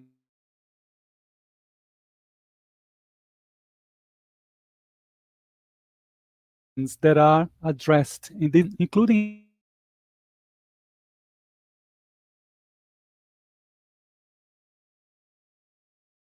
in the tips you have, which is a booklet which has some ideas taking into consideration that learners may be emotionally impacted. So you have some support there and some practical activities, as you can see from the Classroom Warmers booklet, right? So it's a great area of the site that is worth going there and exploring. Okay, now we're going to the section that is about going back to the classroom. And every time you see, everyone, the classroom here, we're not talking about the physical classroom. We're talking about classroom in a broader sense. Your remote classroom, for example, right? So in this section, the team in the UK has written a number of lesson plans for teachers teaching different levels, different ages. But those lesson plans, they have an add-on to the lesson plans that they have always written and made available on the website. These lesson plans bring this section called Online Options, where you have suggestions of how to adapt the activity for your remote teaching, right? So it's a lesson plan that could be used in different contexts, but then you have a separate section, and we have a big number of lesson plans that have been made available. And of course, teachers you are, and all the great ideas and all the critical processes you put into action when planning our classes. But we always need some kind of support as well. We run out of ideas now and then. So you have lots of lesson plans with online support for you from this section, right? And also this section has will give you access to a number of resources that we have extended in terms of size. One of them, if you can see here on the right, is the Learning English section, which we used to have already on our website. But it was, I mean, the amount of activities that was added to Learning English doubled. So you have many more activities categorized by levels. We have our apps and like Quiz Your English. We also have the portal, the Digital Teacher, which has also been updated with content for teaching remotely, and there's new training there as well. The Digital Teacher is one of my favorite portals. And of course, the Kahoot activities that Cambridge Assessment English has organized so that teachers can practice the language for starters, movers, and flyers, right? So if you go to the Kahoot section, you'll be able to access the Kahoots and practice with your learners. The Kahoots are ready, so all you need to do is go there and get practice with your learners, or assign it so your learners can practice with the Kahoots on their own. Lots of resources, really. So we talked about going back to the classroom. Now we are going to the section called understanding learners' levels, right? Well, here we have a diagram which shows the different levels of the Common European Framework together with our exams, which are all aligned to this framework. So when we're talking about understanding learners' levels, we're talking about diagnosing levels after a period of time in a program, or after learners, even if they stopped having English classes for a while, what you can do to understand the levels they are at the moment, and how to provide support for the learners and try to fill those gaps in their learning, right? So, in terms of understanding learners' levels, I think the first thing we need to consider is what levels are we talking about? And for each level, we need to know the learning objectives. So if we're talking about a specific exam that we have, like A2 key, at level A2, learners need to demonstrate that they can do a number of things in speaking, writing, listening, reading, right? And how can you know? If you go to this section of the website called the exam preparation page, this will give you access to a number of colored boxes. Each of those boxes relate to one of our exams. All you need to do is click, choose the exam, click there, and this will take you to the preparation section of that specific exam. On that page, you will find sample tests, either paper-based or computer-based, for you to practice, for you to work with your learners, for you to use to understand their levels. You also have links to English practice activities. There are many English practice activities according to the level of the exam, so it's a bit customized. We have the vocabulary lists for the exams that goes from starters all the way to B1 preliminary. You will also find information for candidates, games, and social media, what is available there. And we also have information about the official Cambridge English preparation material, which is organized together by Cambridge Assessment English and Cambridge University Press, and we call it Cambridge Exams Publishing, right? So if you go to the preparation page, there's loads that you can explore, use to try and understand learners' levels. But that's not all, right?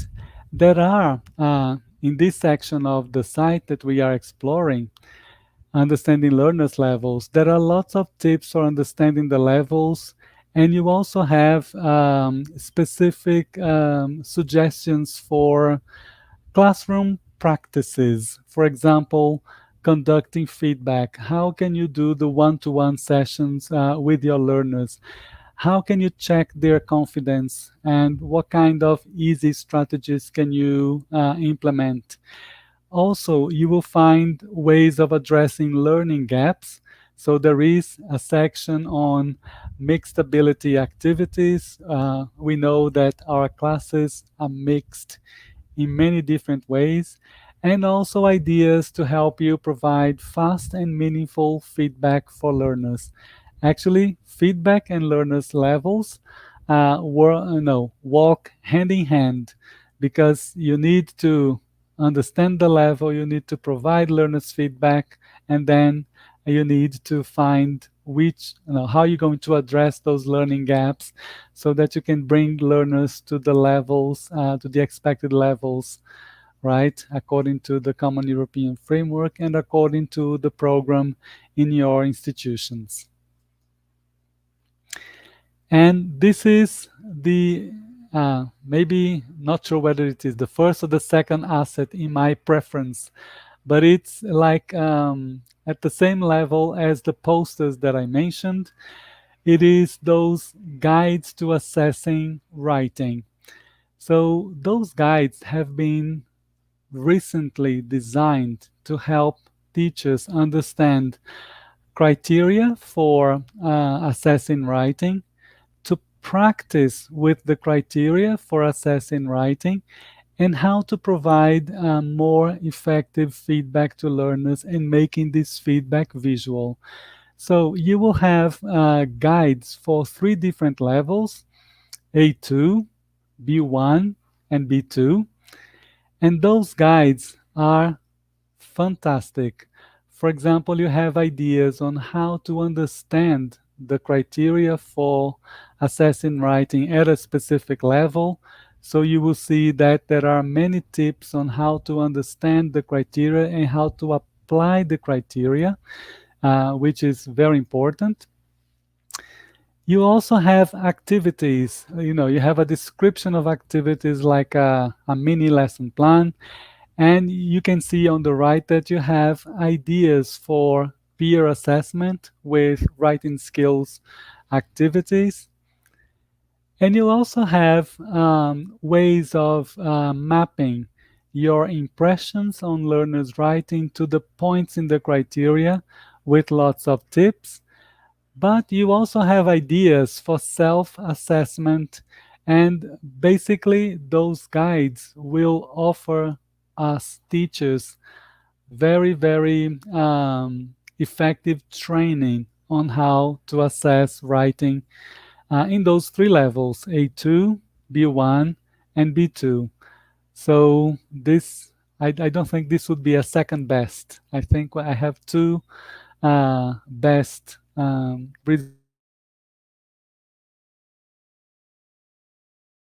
resources that have guides, and make the most of those guides. Let me see any comments here on what we have been offering. Okay. Lots of thanks here. Any comments on the resources? Okay, I'll be checking the chat now and again. And last but not least, we have the final section, which is your new English classroom, teaching English online. So at the beginning, the Supporting Every Teacher portal brought lots of ideas, and Cambridge managed to partner with institutions to offer free training for teachers on how to teach English online. That portal, Supporting Every Teacher, now became this section of this Your New English Classroom portal, and it's called Teaching English Online. And what you find there is access to the lesson plans at different levels, and those lesson plans will bring online support. So you can see here some tips on how to adapt activities. You also have the exam preparation digital posters, which means you have all the resources related to specific exams hyperlinked in one single PDF. So if you choose, for example, the Pre-A1 Starters poster, read the activity and click there, because everything there is hyperlinked to take you to specific resources. So I see those posters as a big summary of the points we are talking about now. There are many, many great materials that you can easily access just by going to this poster, and that will direct to the resources you want to use, right? We also have the same posters for the other levels, A2, B1, B2, connecting to the sections on our website. So it's one way of having everything all in one place. This is the one-stop shop for resources. And also, we have a blog on our website, and the blog is now full of brand new blog posts on a number of topics that range from creating materials online, advice for teaching young learners online, top tips for teaching English online. So they are shorter articles that are available from our website, and I highly recommend going to them and add those ideas to the repertoire that you already have, right? So many great resources there. And we have this opportunity coming once again, which is the Teaching English Online MOOC. This MOOC has been very successful, especially during the past 5 months. It was offered last year to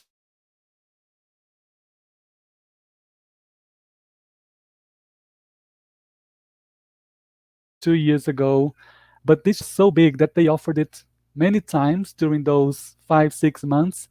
And there is another group of teachers taking the MOOC in November.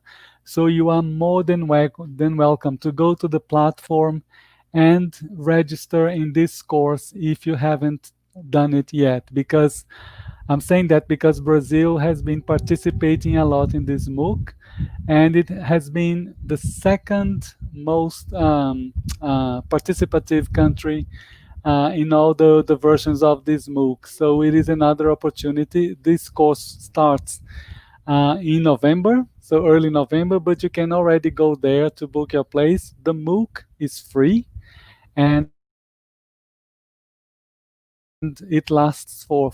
But if you want the certificate at the end, then you pay only for the certificate. But taking the course is free, and it's a very, very nicely staged course. We know how busy we teachers are, but this course is so nicely paced that you won't feel you're getting overwhelmed by taking it. So it's a great invitation. Go there and register, guys. And before we go to questions, Katya, I would just like to say one more thing. This is October. October, I think, is a great month because we celebrate Teachers' Day twice if you are in Brazil. Because on the 5th of October, we have World Teachers' Day. So congratulations to all teachers. And on the 15th of October, it's Teachers' Day in Brazil. So October means a lot to us. Congratulations to all of you teachers who have never worked so hard to deliver the best classes you can. So thank you very much. And now we move on to questions, Katya.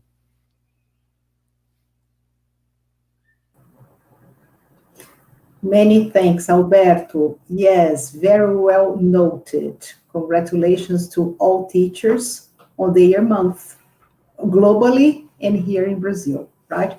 Thanks a lot for your presentation and for all the resources you brought for us, all free resources for teachers to help them in the classroom, remotely, whatever is the situation. Let's check the questions we have for you now, Alberto. Okay. Our first question is, if you could talk about one more resource that you didn't include in this talk, what would it be?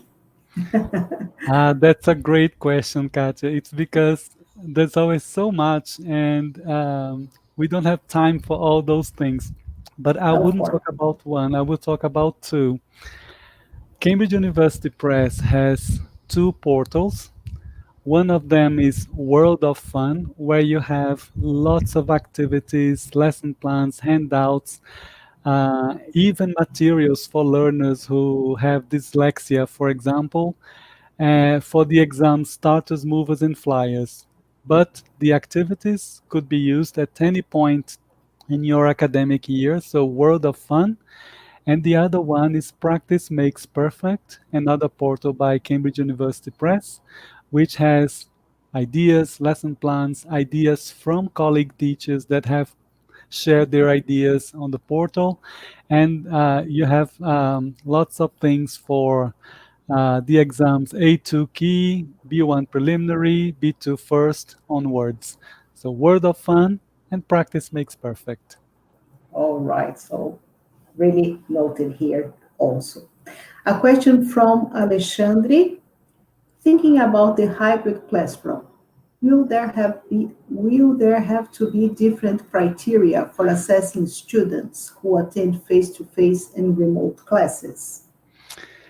This is another great question, Alexandre. Thanks for asking. It's a point we need to address really. This year, I delivered a webinar globally on assessing writing in remote teaching. And one of the premises that we need to consider is that when we're talking about developing skills and assessing the skills that learners have developed, the skills are the skills whether you are using them remotely or face to face. So, speaking skills will always be speaking skills. What changes is the medium, right? You don't have the face to face conversation, but then you have the platform. So, one of the key points we made to teachers in this webinar was before we talk about assessing writing in an online environment, let's talk about assessing writing per se. And then we can see alternatives to do it in an online environment because the criteria should be the same, but the tools will be different. So, what we need to change or maybe to make choices about is the actual tools. And there are many for assessment in an online environment. Thanks, Alberto. Let's see if we have one more question for you. Yes. When will candidates be able to sit for Cambridge exams? That's another wonderful question. Thank you, Anderson, for asking. Well, candidates can already sit Cambridge exams depending on the situation in specific locations. For example, we have had exam sessions already in Brazil. They are happening in locations where local regulations have allowed activities like language schools to open.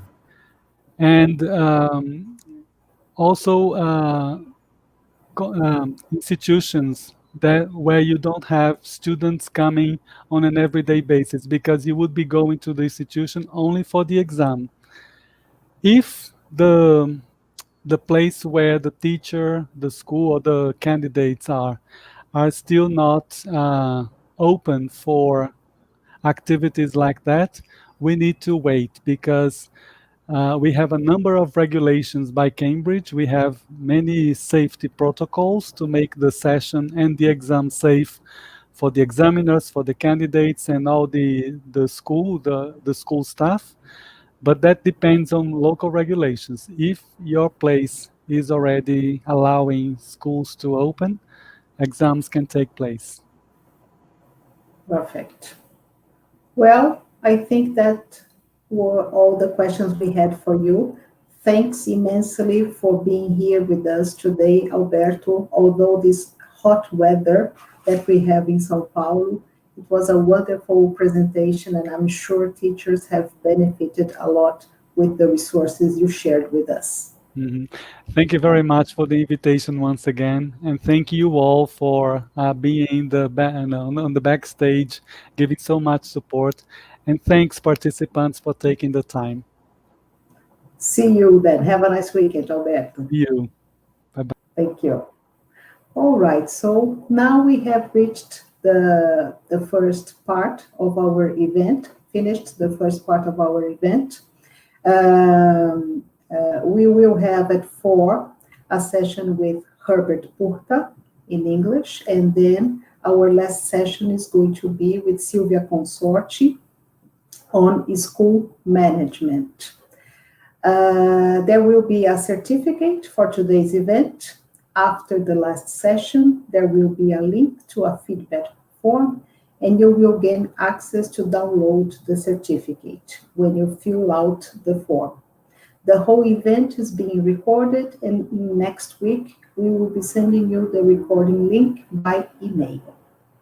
And now, we'd like you to invite you for a video session about the world of Cambridge. You will see information on the city, the university, the departments, the press, and Cambridge assessment. And besides, you will learn more from professionals about our Cambridge Life Competencies Framework, the Better Learning Approach, and some statements from customers from all over the world. We hope you enjoyed the video session. See you later. Cambridge is a city in the east of England in the United Kingdom. It's a small city packed with history and is famous around the world. The University of Cambridge was founded in 1209 and is the world's 4th oldest university. It has many famous alumni and is a prestigious place to study. The University of Cambridge is made up of 31 colleges, which are where students live. Many of the famous landmarks in the city are college buildings. The University of Cambridge has a number of non-teaching departments. One of these is Cambridge University Press. The Press is the world's oldest publishing house. Its mission is to unlock people's potential with the best learning and research solutions. At its heart, it is an academic and educational publisher with millions of teachers, students, researchers and institutions worldwide using its resources in their studies and research. Cambridge Assessment is another non-teaching department of the University of Cambridge. Cambridge Assessment provides world-class qualifications and education programs to over 8 million learners globally every year. It has the largest assessment research team in Europe. Cambridge Assessment runs 3 exam boards. Cambridge Assessment English provides learning and testing for people learning English as a second or additional language. They have programs and testing for young learners, as well as for older students, adults, and for business needs. They help people to learn English and prove their skills to the world. Cambridge International's programs and qualifications set the global standard for international education. They provide education programs for learners aged 5 to 19 in a wide range of subjects. These subjects can be taken at any stage in the Cambridge pathway and lead to qualifications such as Cambridge IGCSE and Cambridge International A-Level. OCR is Cambridge Assessment's UK exam board. They provide qualifications for learners at school, college, in work or through part-time learning programmes. OCR's UK qualifications include general qualifications such as GCSEs and vocational qualifications designed with the workplace in mind. So, if you're in the UK and looking for high-quality general and vocational qualifications, look to OCR. If you're anywhere in the world and are looking for programs and qualifications for your students in a range of subjects, that's Cambridge International's speciality. If you're looking to learn English and prove your skills to the world, Cambridge English can definitely help. If you're looking for world-class learning resources and publications, Cambridge University Press is a great place to start. If you're looking to study at one of the world's most prestigious universities, the University of Cambridge is likely to be on your list. And if you're looking to visit our historic city, well, everyone's welcome.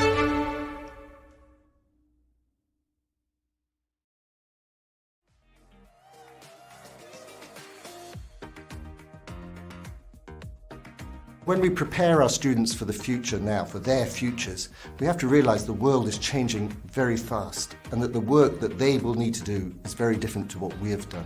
In English language teaching, students aren't just developing language, they're developing a whole range of other skills. To negotiate, they need to communicate with each other, they need to collaborate with each other. The Cambridge Life Competencies Framework is a comprehensive system that includes 6 key competencies. Creative thinking. Critical thinking. Communication. Collaboration. Learning to learn. Social responsibilities. The framework looks at how these competencies develop over the learning journey. Right from pre-primary kindergarten all the way up to university and adulthood. Each competency has its own set of can-do statements. Descriptions of observable classroom behaviour. These are really important for teachers as it allows them to see where students are doing well and where they need extra support. Cambridge is the only publisher which is investigating how these skills can be integrated systematically into the learning of English.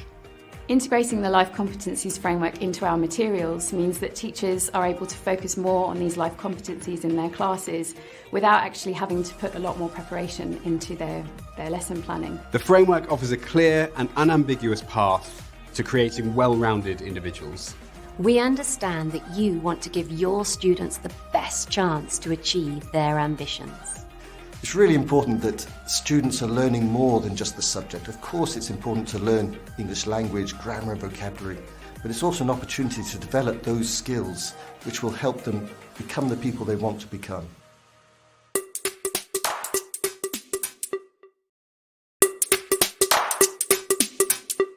I decided to work with Cambridge because materials made by Cambridge University Press are well researched and based on evidence. I've chosen to work with Cambridge because they have an excellent support and the best materials. Cambridge has everything that a teacher needs. There are the researchers, the materials are fantastic. We have the exams to prove that you're doing a good job. They have solutions for professional development. They have solutions related to research, solutions related to materials for the classroom. They're a one-stop solution provider, and they do it at a level that is world-class and no one else can match. So ever since I came across the Cambridge materials, I realized they were the best materials available in the ELT market. There is a lot of investment, a lot of great researchers working behind the materials to get us the best material possible. That's why I choose Cambridge.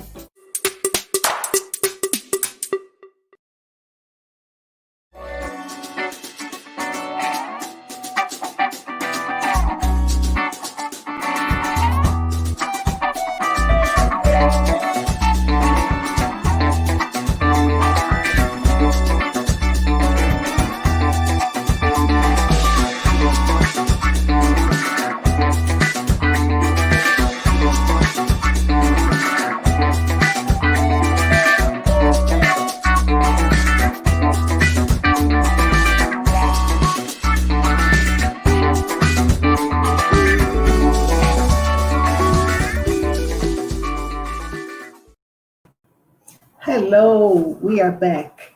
We hope you have enjoyed watching our video session. So moving on in our program of this afternoon, I'm very honored to introduce you to our dear author, Herbert Puchta. Dr. Herbert Puchta is a writer of course books and resource books. He has been a plenary speaker at numerous international conferences and has conducted workshops and given seminars in more than 50 countries. For almost 3 decades, he has carried out research into the practical applications of findings from cognitive research and cognitive psychology, and brain research to the teaching of English as a foreign language. Herbert's latest course books are Think, Empower, Superminds, and Super Safari. Welcome, Herbert, to our event of this afternoon. Thank you very much, Katja. Can you hear me all right? Yes, it's so good to see you. Good to see you. How are you? I'm good. What about you? I'm fine. Thank you very much. It's already late evening here. It's I was going to ask you that. And since we're going into our autumn, which is almost winter in Austria already, it feels like, you know, it's a very different feeling, I guess, from the temperatures you already have in Brazil. Yes, true. What time is it now there? Just after 9 p.m. All right. So thank you very, very much for joining us at this time. Pleasure. Tell us a little bit about the schools in the city or in the country where you are. Have they reopened? Schools have reopened. I have actually gone back to teaching. You know, as I mentioned in my webinar that I gave at the Cambridge Day, you know that I'm teaching a group of 9-10-year-olds at the moment. And I was actually teaching them this morning. Oh, remotely? Yes, we had a bit of a dramatic situation last week because 2 of the kids were actually diagnosed positive. Oh, really? COVID. Sorry to hear that. So, you know, that's the situation we are all in. And I think this is kind of the lead in to my session. Of course. So let's enjoy it. Okay, thanks very much, Katja. Yeah, okay, good. Well, I would like to say hello to everyone who is taking part in this session. Okay, my slide has come up now. It's a great pleasure to be with you, albeit only virtually. I would love to be with you, of course, in your various places in Brazil, but as we know, this is not possible for the time being. Before we start, I would briefly like to mention that this session is in some ways a continuation of the session I gave at the Cambridge Day some weeks ago. I think it was in July, if I'm not absolutely wrong. That session was actually on, okay, let's switch to the next slide, here we go. It was on Teaching English Online, Principal Personal Reflections and Propositions. This is where I reflect on my own experiences with teaching a group of primary children English online also. It's a group of kids I started teaching 3 years ago. The reason behind this is that my own grandson attends this class. He's in this class. So that was my own motivation. And in that session, you can see the link if you're interested. I'm actually giving a lot of practical tips, and I reflect on my own experiences in that primary class. Now let's have a brief look at what I'm hoping to cover in this session today. You've probably seen the abstract anyway. Very briefly, I'm going to reflect first of all on the challenging situation that many of us are currently in, and what we can do to make sure that we don't get overwhelmed by the stress arising from the challenges that are new to all of us, whether we are teachers or educational managers. I've said it repeatedly, and I'll say it again. In the current situation, it's clear that all of us, school owners, ministerial decision makers, and parents and students, have understood or rediscovered how important good teaching is and how important good teachers are. And a lot of other people have become aware of not only how important good teachers are, but also that being a good teacher is a huge challenge, especially right now. So coming back to what Alberto said previously, that you actually celebrate Teachers' Day twice in Brazil, you have every right to do so. Well done and congratulations. Then we will look at what we can do to cope with the stress that we're faced with, or the stresses that we are faced with. So we'll be looking at the teacher's well-being. This is not only a session on the methodology of teaching English, in particular to young learners. It's also about what we can do as teachers to help ourselves in a way. And finally, we will look at different teaching scenarios and what we can do to help our students become the managers, or the co-managers rather, of their own learning, because this is something I have learned from my own online teaching experiences. The more my students learn to take responsibility of their own learning process, the more they gradually begin to understand how important, for example, time management is, and how important other things are, the more successful my own teaching will be. And of course, we have to understand that they are children, that they are young learners. Even when you teach with teenagers, you cannot expect them to be perfect managers of their own learning. So our help is so important, and what we do, I think, at the moment, what you do at the moment in your classrooms, in front of your laptops, that is, you're doing a fantastic service to your country, actually. I think it's not an exaggeration to say that education is among the sectors of society that have been hit worst by the current global health crisis. Colleagues all over the world have undergone an enormous amount of pressure for months now. Many are faced with a situation where their students are still at home, so they do their best to teach them online. Others have students returning to the classrooms. So teachers and students may be faced with different challenges, like as it was the case the other day at the school where I'm teaching, when someone in the school or even in your classroom has tested positive. Yet others may be teaching some students back at school and others at home, the hybrid classroom that we are briefly going to look at a bit later in this session. As a consequence of all the extra challenges, of all these enormous challenges, teachers and education managers are under all kinds of stress.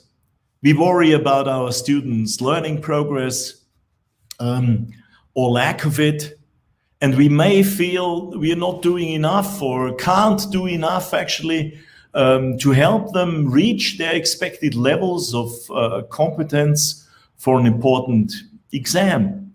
Likewise, many teachers and educational managers are overwhelmed by constantly having to adapt to ever-changing and new challenges. Moreover, because of these new challenges, quite a few of the things that we've done successfully over the years suddenly don't seem to work so well anymore. So we rapidly need to learn new skills, and we constantly need to evaluate how well we're doing under the circumstances. And none of us knows what's lurking in wait for us around the next corner. Quite naturally, the question arises for many colleagues all over the world: will I be able to rise to all these challenges? Not all of our students are easy to reach in the virtual learning environment that has replaced our familiar teaching spaces. We realize that not all of our students have the same kind of technology, And we are unsure about the impact that might have on their learning. So our next worry, if you like, is the one about lack of equality of learning opportunities. And then many of us worry about our students' health, mental and physical. We know that the stress students can be under may affect them very badly and have a negative impact on their motivation to learn and consequently on their results. At private schools or institutes, teachers and educational managers are becoming increasingly aware of the extra financial burdens that many parents are under and the consequences that might have on school attendance in the months, in the years to come. The job situation for teachers and indeed the survivals of some schools themselves. And last but not least, we are of course worried about our own health and the health of our families. And we know that we have an obligation to care for ourselves. We need to be concerned about our own well-being. It's evident that we can't be the leaders we want to be, the leaders that can help create a world that our students want to belong to, and where they feel at home, even if they're not physically with us, unless we ourselves feel okay. Luckily, there's plenty of literature in the, I don't know if you see the books, you must see the books behind me. There's plenty of literature in the field of positive psychology that we can consult if we want to help ourselves get into a more resourceful and relaxed state. However, when we are stressed, we don't always have the time or inspiration to read. Bizarrely, as good teachers, we are able to feel empathy with others. So we may be good at advising them what to do when they're stressed.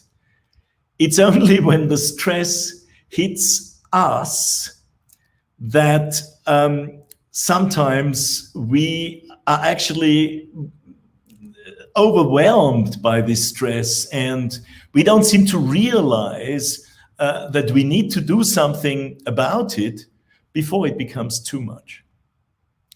So I'm taking the liberty here of reminding you of some of the techniques we could use at times when we feel overwhelmed by stress. Each of these strategies has been proven to have a very positive impact on us and helps to relieve stress symptoms. So I hope it's okay that for maybe 10 or 15 minutes, I'm now not going to focus on language teaching methodology, but on us as teachers and on what we can do to help ourselves in these stressful times. So let's have a look at some of these strategies that can actually relieve stress symptoms. Number one, use breathing techniques. There are websites galore that offer breathing techniques to help you cope with stress. The techniques are usually easy to learn. Often these websites offer videos that are very helpful to learn the techniques, and you can find out for yourself which works best for you.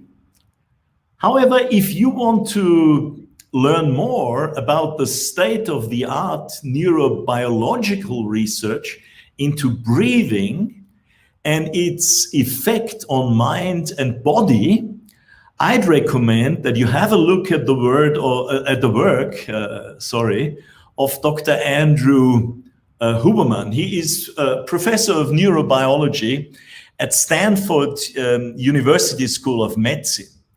And his work is stunning, actually. So have a look, for example, just to mention one example, you can see the link there at this video where he talks about breathing exercises for optimized brain performance. And there are some wonderful ideas on the kind of breathing exercises we can and need to do in order to relieve our own stress.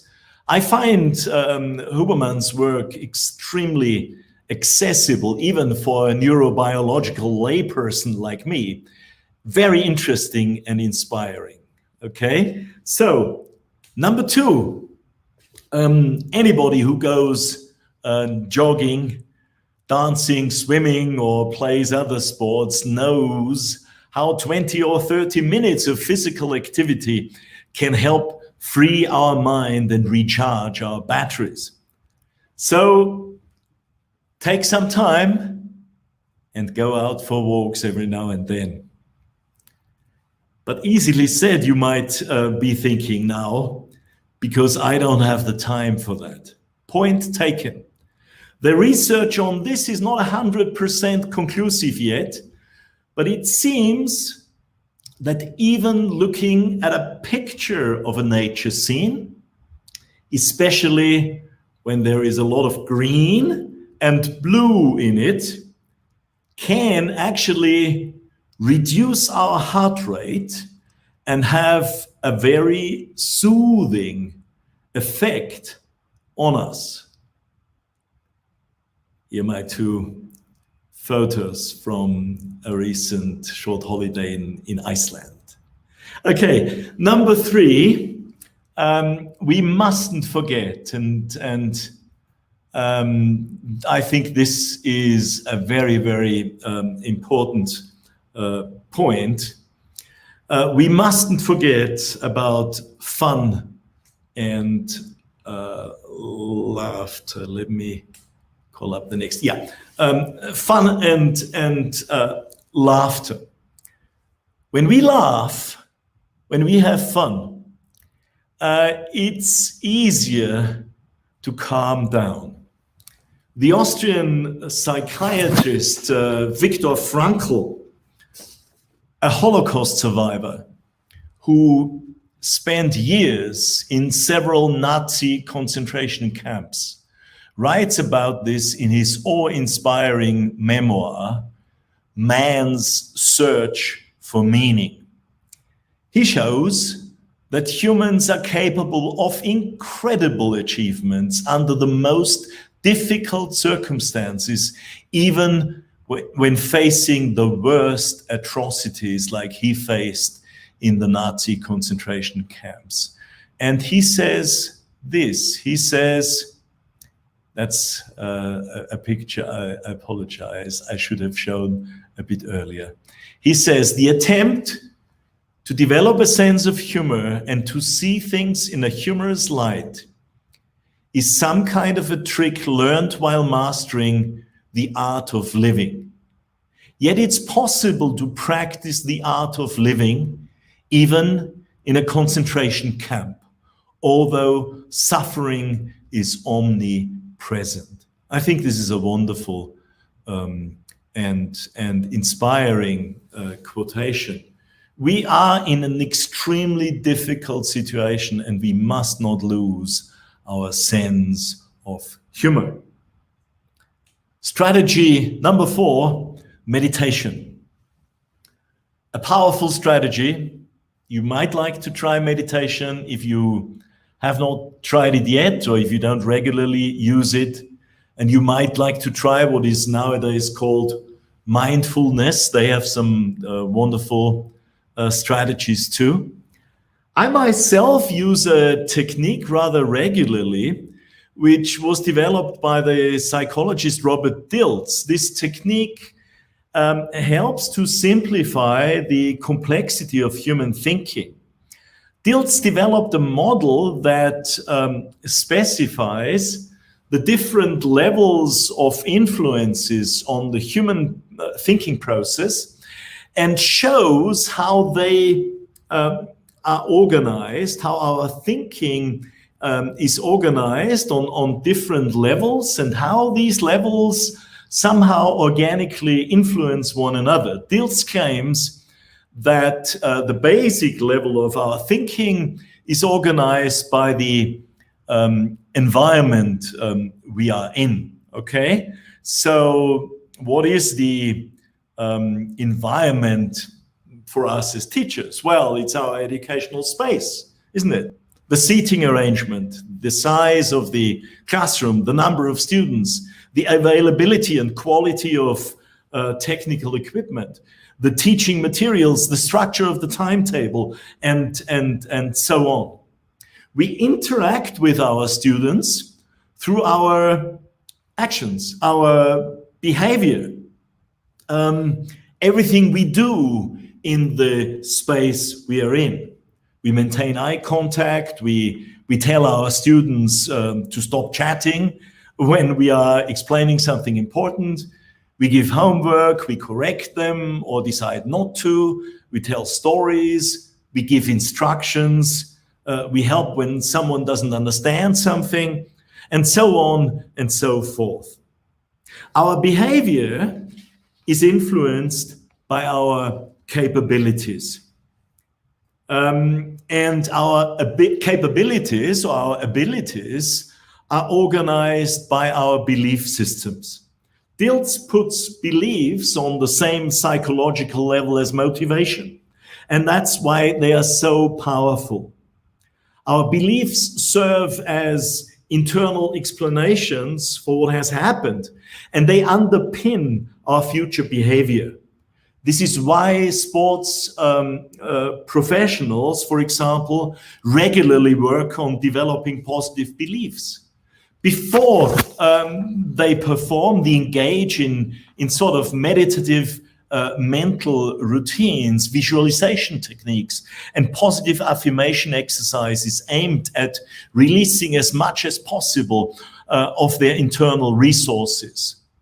Our beliefs are governed by our identity, our sense of self, and that's strongly influenced by something that goes beyond our own personality, our mission in life.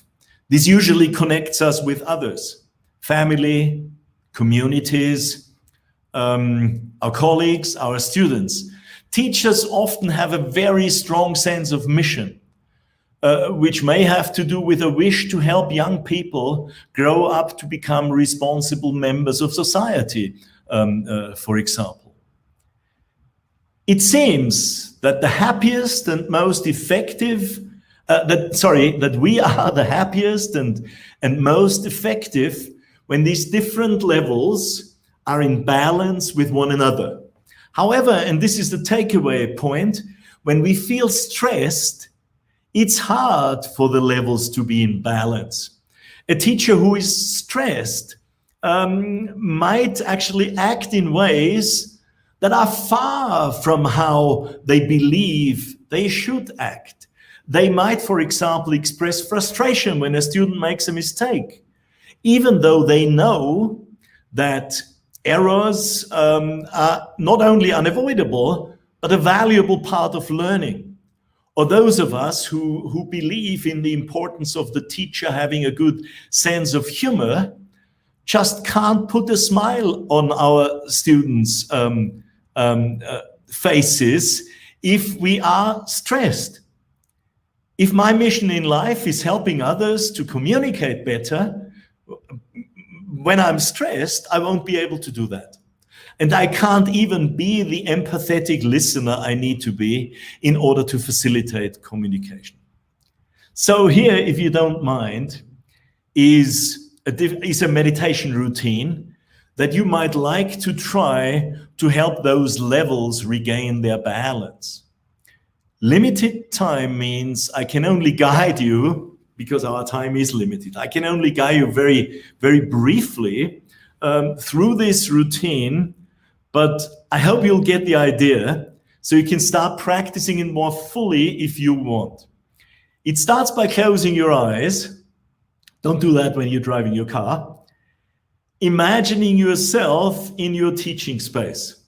Ask yourself, what can I see, hear, sense there? Maybe you'll see your laptop screen in front of you, showing your students at their desks at home. What colors do you see? What shapes, what images, what else is in your teaching space? Now, in your mind, focus for a moment on what you do in that situation. Your behavior, your actions. You may be looking at your students, talking to them, telling them a story, listening to them, whatever. Just notice what you're doing in your mind, in your imagination. Now go up a level, go up to the level of capabilities for a moment. Become aware of all the capabilities you have. It's easy to forget about our capabilities when we are stressed.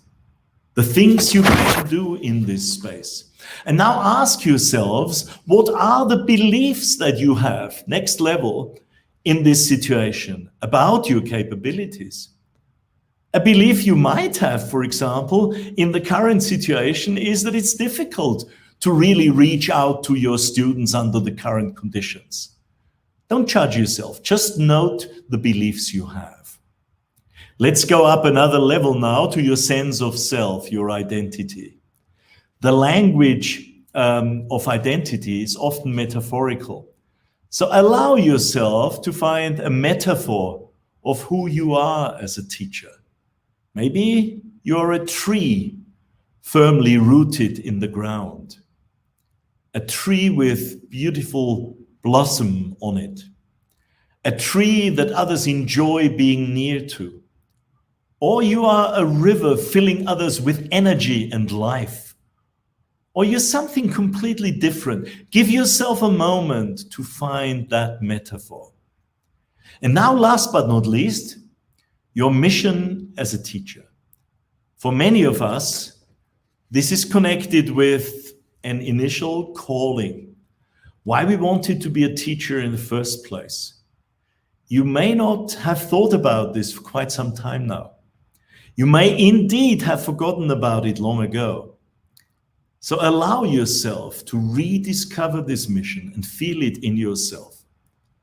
Now, start to move back down the levels in your imagination, taking the qualities that are connected with each of the things you have found as you were going up the levels with you, to bring the balance back into the system.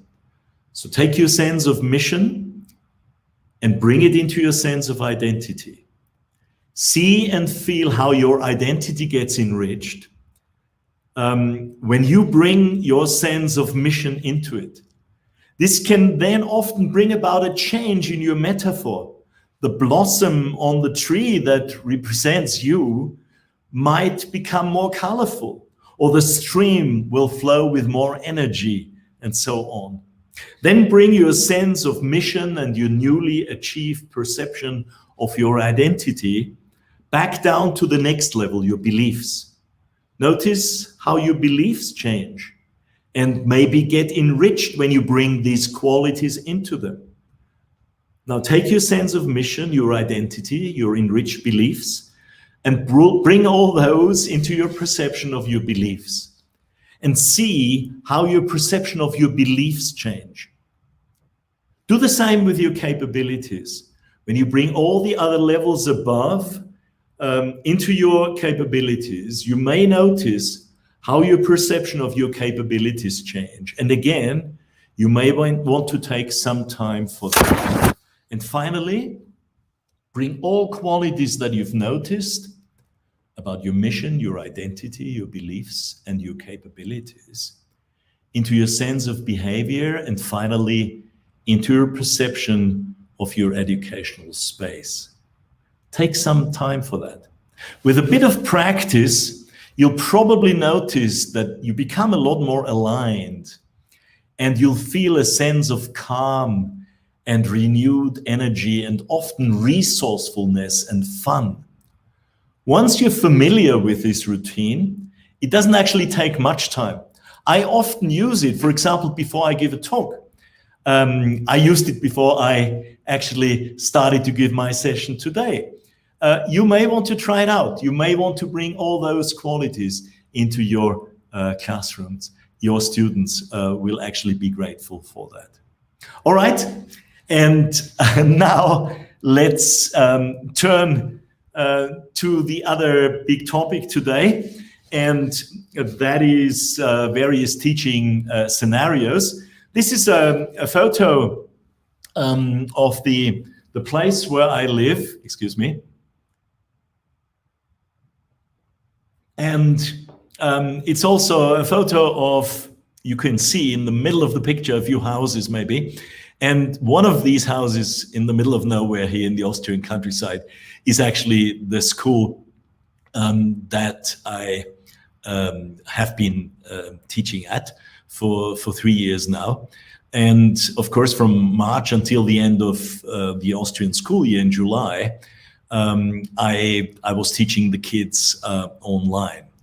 The number one takeaway for me, and this is what I would like to talk about now.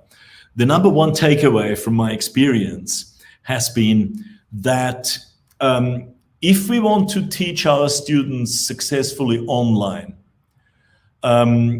we actually need to help them gradually become co-managers of their own learning. As we know, this is not something that happens automatically. Learner independence and autonomous learning, learner-centeredness are qualities that need to be developed gradually. Oops, this was not what I was hoping to get here. I don't know what happened. Oops. I think I need a bit of help. Here we go. So this is the school again. Here we go. Okay, so we need to help them. I'm sorry about this. We do need to help them become co-managers of their own learning, something that does not go automatically.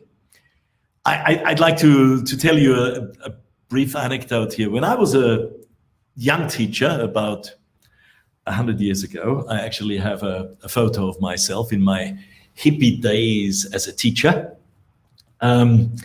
I read about how important it is to actually work in a student-centered way. It wasn't called student-centeredness in those days, I'm sure, but somehow sort of shared the idea with me that in order to be a good teacher, you have to be on a level with your student. If you want to teach communicatively, you cannot sort of teach them top-down in a top-down fashion all the time. You have to be on a horizontal level with them. So, you probably won't believe it, but this is true. I went to my classroom, and I've been a very authoritarian teacher. I went to my classroom one day, and I was actually teaching 13 or 14-year-olds. And I said to them, from now on, you don't need to do your homework anymore unless you want to.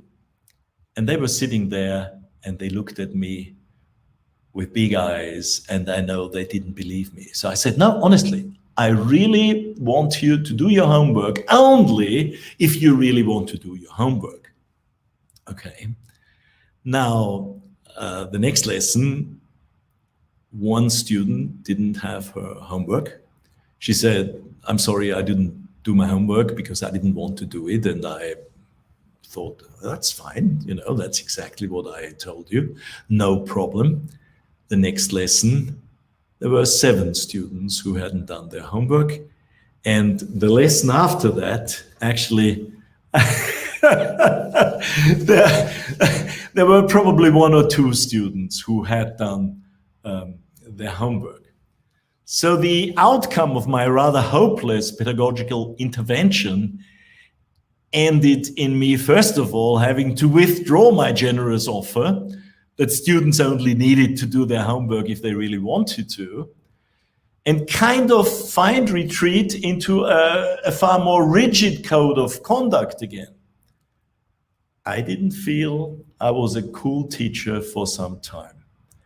My own feelings could probably best be described with the help of this painting here by Edward Munch, The Scream. Okay, so if we want to apply insights from student-centered learning concepts to our own teaching, we need to be careful we don't go from one extreme to the other, as I did, okay? We need to take a step-by-step approach. We need to help our students to learn how to be independent, or how to gradually become more independent in a step-by-step approach. Again, we get good advice from neurobiological research. James Zull, no outside influence or force can cause a brain to learn. It'll decide on its own. Thus, one important rule for helping people learn is to help the learner feel she's in control. This is probably the best trick that teachers have. So we need to help them to actually take a step-by-step approach, as indeed Jim Scrivener says in his classroom management techniques book, where he says, the best answer to my class is unmotivated. It is not to sing and dance and perform more in front, at the front to class, but to find ways of letting students' natural motivation to start emerging again by making the class more teacher-centered. Sorry, more learner-centered. Forgive me, Jim Scrivener. This would mean, even to a very small degree, allowing students to make choices about what they study, what methods they use, what speed they work at. The more say we have in what we do, the more control we feel, the more engaged we are likely to be. In the average classroom, Jim says, it may not seem possible to achieve this fully with 45 teenagers. Don't know how many students you have, maybe not 45. But we know, even if we only have 15, it can be difficult initially. But even small crumbs of democracy make a difference. As far as my group of third graders is concerned, I must say that I'd luckily started to steer them onto a path towards learner independence already when I was teaching them in the classroom still. So before March this year. And as I said, we need to take a step-by-step approach. We are now looking basically at three different possible scenarios. Some of us may be teaching in the classroom. Some of us may be teaching online still, and others may have a situation of the, sorry, I lost one word here. This was meant to be the hybrid classroom, okay? So C for classroom, physical classroom, O for online, and H for hybrid classroom. Okay, so what I would like to look at very briefly is what might such a step-by-step approach actually be? Well, the first thing is give students choices. Remember what James Zull, the neurobiologist, says. If students have choices, they have a feeling that they are in control. And these choices don't need to be huge choices. We can actually give them very small choices initially. Do you want a bit of silent time to go through the irregular verb forms before we do the activities? Do you want to practice dialogue in pairs first? This works in all three teaching scenarios, whether this is in a physical classroom, whether this is online, or whether we have a hybrid classroom. Either or choices. This may sound so ridiculously almost nothing. Would you like to do exercise 3 or 4 first? Would you like to act out the role plays now or at the end of the lesson?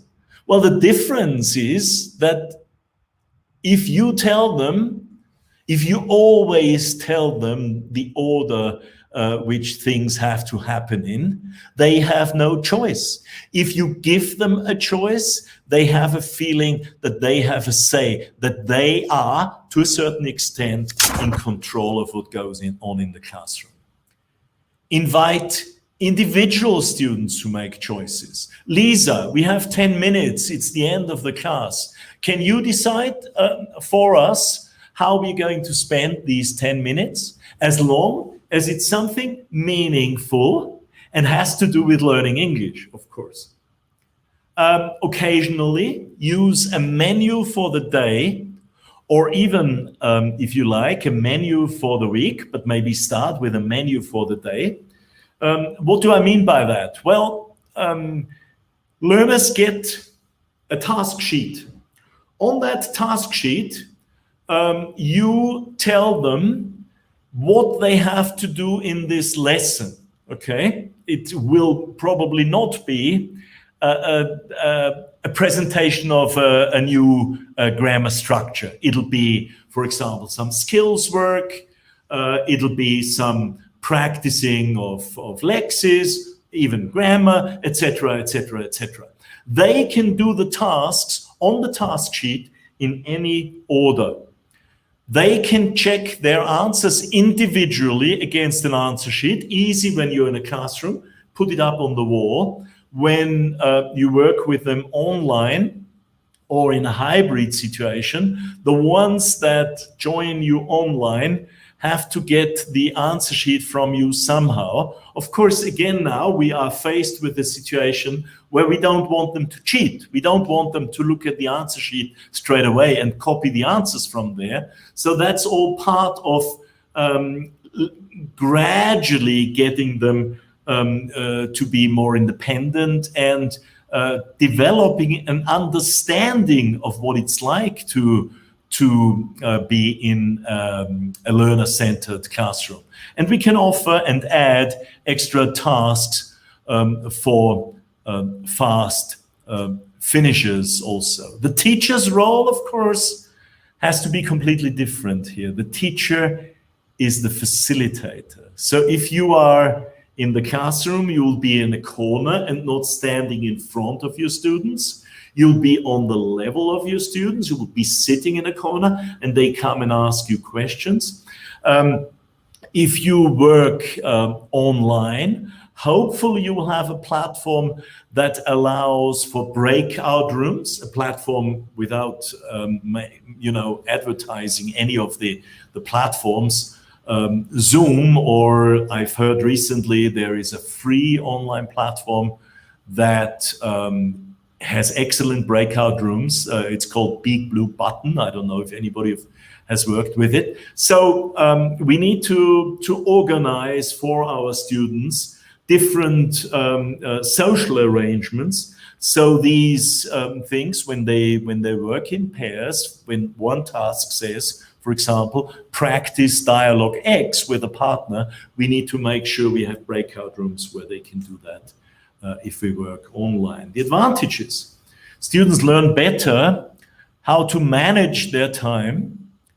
Students can learn to work more independently, gradually. Don't make the mistake that I made.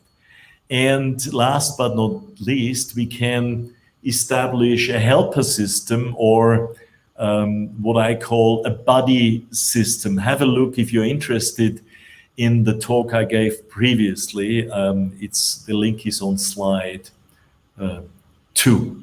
Okay, this has been a bit rushed, but maybe you have some questions.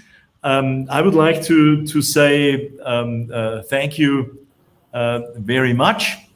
And over to you, Katja. I hope you have been able to note down all the interesting questions. I saw the questions, but of course, I didn't have the time to take notes. So over to you. All right. It was not your job to pay attention to the question. We have very good people taking care of that for you. Thanks very much for your presentation. Really inspiring, lots of examples, really helpful. Let's take a look at our first question from Wagner Saldanha. What's the difference between stress and burnout? a very interesting question. Is Wagner is the first name, right? Wagner. Yes, Wagner. I mean, first of all, when we talk about stress, I was talking about stress today, and I was only talking about a certain kind of stress, the kind of stress that is also called distress by some psychologists. It's negative stress. There is, as we know, also positive stress, the kind of stress that psychologists call eustress, not you as in I and you, but you spelled EU stress, okay? Eustress. Eustress is something that fills us with excitement and a bit of faster heartbeat. For example, when a good student has to take an exam, they will feel this excitement, and this excitement will actually help them to perform better. An actor needs this kind of excitement in order to be more alert and in a resourceful state. Those of us who give talks, they know what I'm talking about here. When we go out on a stage, when we work online, when we do a webinar, we feel this sort of slight nervousness, and at the same time we're looking forward to the opportunity to share our ideas. So that's positive stress or eustress. A burnout is, without going into detail here, because I couldn't go into detail, I'm not a clinical psychologist, but a burnout is actually the outcomes that we might feel as a consequence of continuous stress. So burnout is an effect, and burnout, as we know, can have serious impact on our health, on our mental and also physical health, and is a very serious condition, medical condition, obviously. All right, thank you, Herbert, for that. Sure. Let's see if we have one more from Claudia. Teaching English online to very young learners, 3-4 years, is a challenge. They need support. How to manage this situation? Okay, so Claudia is obviously a speaker of German. Hallo Claudia, ich werde das gerne beantworten, but we'll do it in English, of course.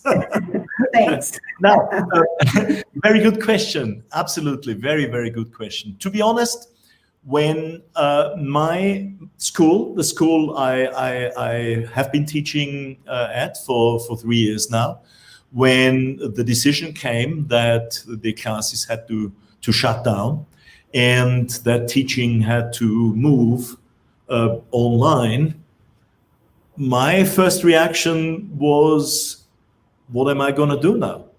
It would be easy if I was teaching university students, but 8-9-year-olds, okay?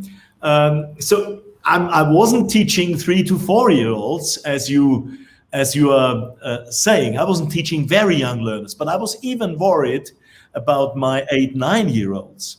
Not because they are not able to handle technology, but because, as we know, there's a lot of distraction when we don't have them in front of us. And I did one thing that I would recommend to you in your situation of working with very young learners. I was lucky because the parents of my students were actually in a lockdown situation too. So as we know, when children are very young, this is when parents are most interested in their children's learning. So I got in touch with the parents first. I did an online seminar for the parents. I made sure they understood what my objectives are. I sort of briefed them of how I was going to work with their child. And I asked them, for example, to help me set up the learning buddies. I don't want to go into too much detail about this, because I focused on that in my previous seminar that you can see online. I told you about the link. But you will get various ideas there on how you can actually work together with the parents and create this learning buddy system with your parents' help. If I was teaching a group of 3 or 4 year olds online, I would say this would be impossible without the parents' initial help. The parents would be my teaching assistants, honestly. And this, I can imagine, excellent teaching scenarios with young learners and parents present. Parents would love that, and the children would love that. So if you, for example, do a total physical response activity, a TPR activity with children and parents, you have a lovely bonding experience if the parent and the child join in together. So this would be my number one advice that I hope will give you the support that you need in order to manage this situation, Claudia. All right, involve the parents. There is no way out of this, right? Moving on to our next question then. One from Alcione. Herbert, what's the metaphor that you give yourself as a teacher? Hi, Alcione. This is very personal, Alcione. I don't think I've ever shared it with anybody. It's your time now. My identity is somehow a metaphor I have about my identity is actually about a tree. So it's a tree. So the first example I gave there, that was an example I use for myself. So the tree that is firmly rooted in the ground. It's also a tree that has raindrops on it. So you can see the light somehow crystallizing in these raindrops. That's me. What a beautiful image. Thank you. Our next question from Daniela. Okay. How often do you think we ought to meditate? I don't know. If I asked my sister, who is a psychotherapist, she would probably say every day. I kind of meditate regularly, but not that regularly. Okay, I do it when I feel a need, but I do feel a need on a kind of regular basis, and I use the routine that I shared with you. I use this a lot. It's extremely helpful sometimes when I'm in difficult situations. You know what it's like sometimes. I have a few hundred people in front of me. I'm supposed to give a talk. Technology acts up, and 1 minute before you start with your talk, all of a sudden everything works. You are extremely nervous. So I go to the side for a minute and I quickly go through this kind of routine. It helps. It's powerful. Try it out. Great advice, Herbert. And I believe we have a last question from Alexandre. How do you think hybrid classrooms might add to teacher stress levels? Alexandre, well, certainly. So let's just see if we understand the same thing by hybrid classrooms. Hybrid classroom is when, for me, in my understanding, When some of your students are in front of you and you're teaching them in a physical classroom and others are joining the class from home. Exactly. So if you have a synchronous teaching situation where the students at home are actually supposed to be taking part on time, so to speak, in your teaching, then you need good technology. We need at least good audio communication. If possible, we need video. So the first stress factor could come from the technology acting up, obviously. It is something that students need to get used to, both your students in your classroom and your students at home in your virtual classroom. So that might add stress too. I hope that you won't be feeling too much stress and you will manage to feel all the resources that you have. So hybrid teaching is actually something that both your students in the classroom at home and you enjoy. It's certainly, I think, one of the most challenging teaching scenarios. Yes, definitely. And that was our last question for you, Herbert. I can't thank you enough for being here this afternoon, evening for you. Thank you so much for everything you shared with us. Have a good weekend. Thank you. And hope to see you soon, right? Yes, thank you so much, Katja. Same from me. And thanks to everybody for joining in. Thanks for your questions. Thanks for joining us, for taking part so actively. I wish you all the best, and I hope someday we can meet again in a real physical seminar room or lecture theater, or I can hopefully watch some of you teaching in your classrooms in your situations in Brazil. Yes, thank you so much. We will, definitely. I'm sure of that. Thank you again, Herbert. Thank you. E esse foi o nosso terceiro palestrante. Vamos agora para a nossa quarta apresentadora, que é a Silvia Consorte. Nós vamos ter essa apresentação em português agora. A Silvia é CEO da empresa Kites, formada em Engenharia Eletrônica pela Faculdade de Engenharia São Paulo e pós-graduada em Gestão Ambiental. Silvia já atuou em grandes companhias, sempre na área de gerenciamento de processos, onde pôde acompanhar as grandes ondas de mudança na área de tecnologia da informação e do comportamento da área educacional nesse processo.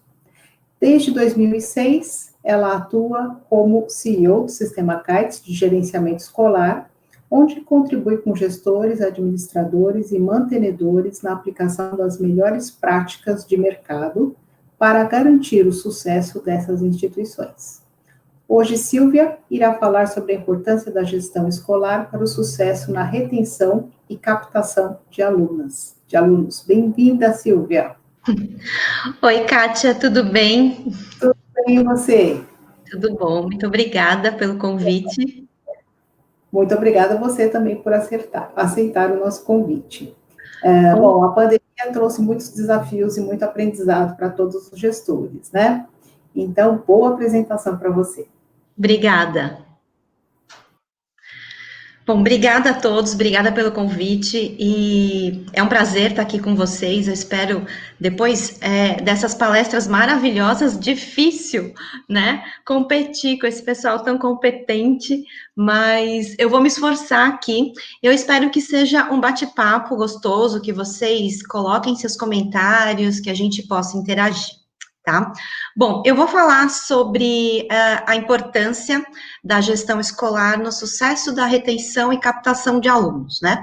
Bom, a gente está falando sobre matrículas e rematrículas justo agora, né? E até onde eu sei, a maioria do público hoje que está aqui trabalha com curso livre, né? Se eu estiver enganada aqui, vocês me corrijam, tá? Então, eu vou só completar um pouquinho a minha apresentação. A Kátia me apresentou de uma forma mais formal, mas eu queria só colocar um pouquinho da minha história aqui, porque muita gente pergunta, né, por que você... Aliás, gente, né, tô sentindo aquele estresse que o Herbert falou, de você vai começar, né, é bem exatamente, ele descreveu perfeitamente a minha situação aqui, ainda mais depois de ver essas palestras lindas. Bom, mas aqui, voltando, né, muita gente me pergunta, né, depois de fazer engenharia, por que você foi parar na área de educação, enfim, né, eu acho que vem tudo de uma história familiar também, minha mãe sempre foi professora, trabalhou na área de educação a vida inteira, e uma das coisas que ela me falava na hora de escolher sua profissão, só não seja professor, porque nesse país, infelizmente, professor é muito mal remunerado.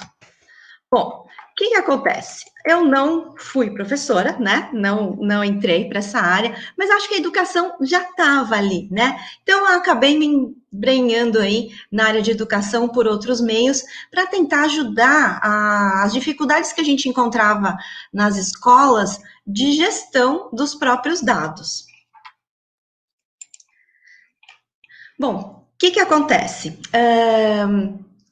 A partir daí, comecei a trabalhar com gestão, então a gente foi, acabei caindo aqui, eu estou lendo um pouquinho o chat, estou ampliando aqui um pouquinho a minha tela, para eu me achar melhor, mas acabei caindo na área de gestão, justamente para tentar ajudar as escolas a organizarem os dados, porque a gente via que era uma constante ter uma dificuldade em relação a isso, principalmente na parte pedagógica, quantas aulas deu, em curso livre a gente vê muito isso, quantas aulas o aluno deu, quanto ele aprendeu em relação ao tempo de aula, ao quanto ele pagou, gente, é uma loucura, né? Então, acabamos tentando desenvolver ferramentas e é isso que eu quero falar com vocês hoje.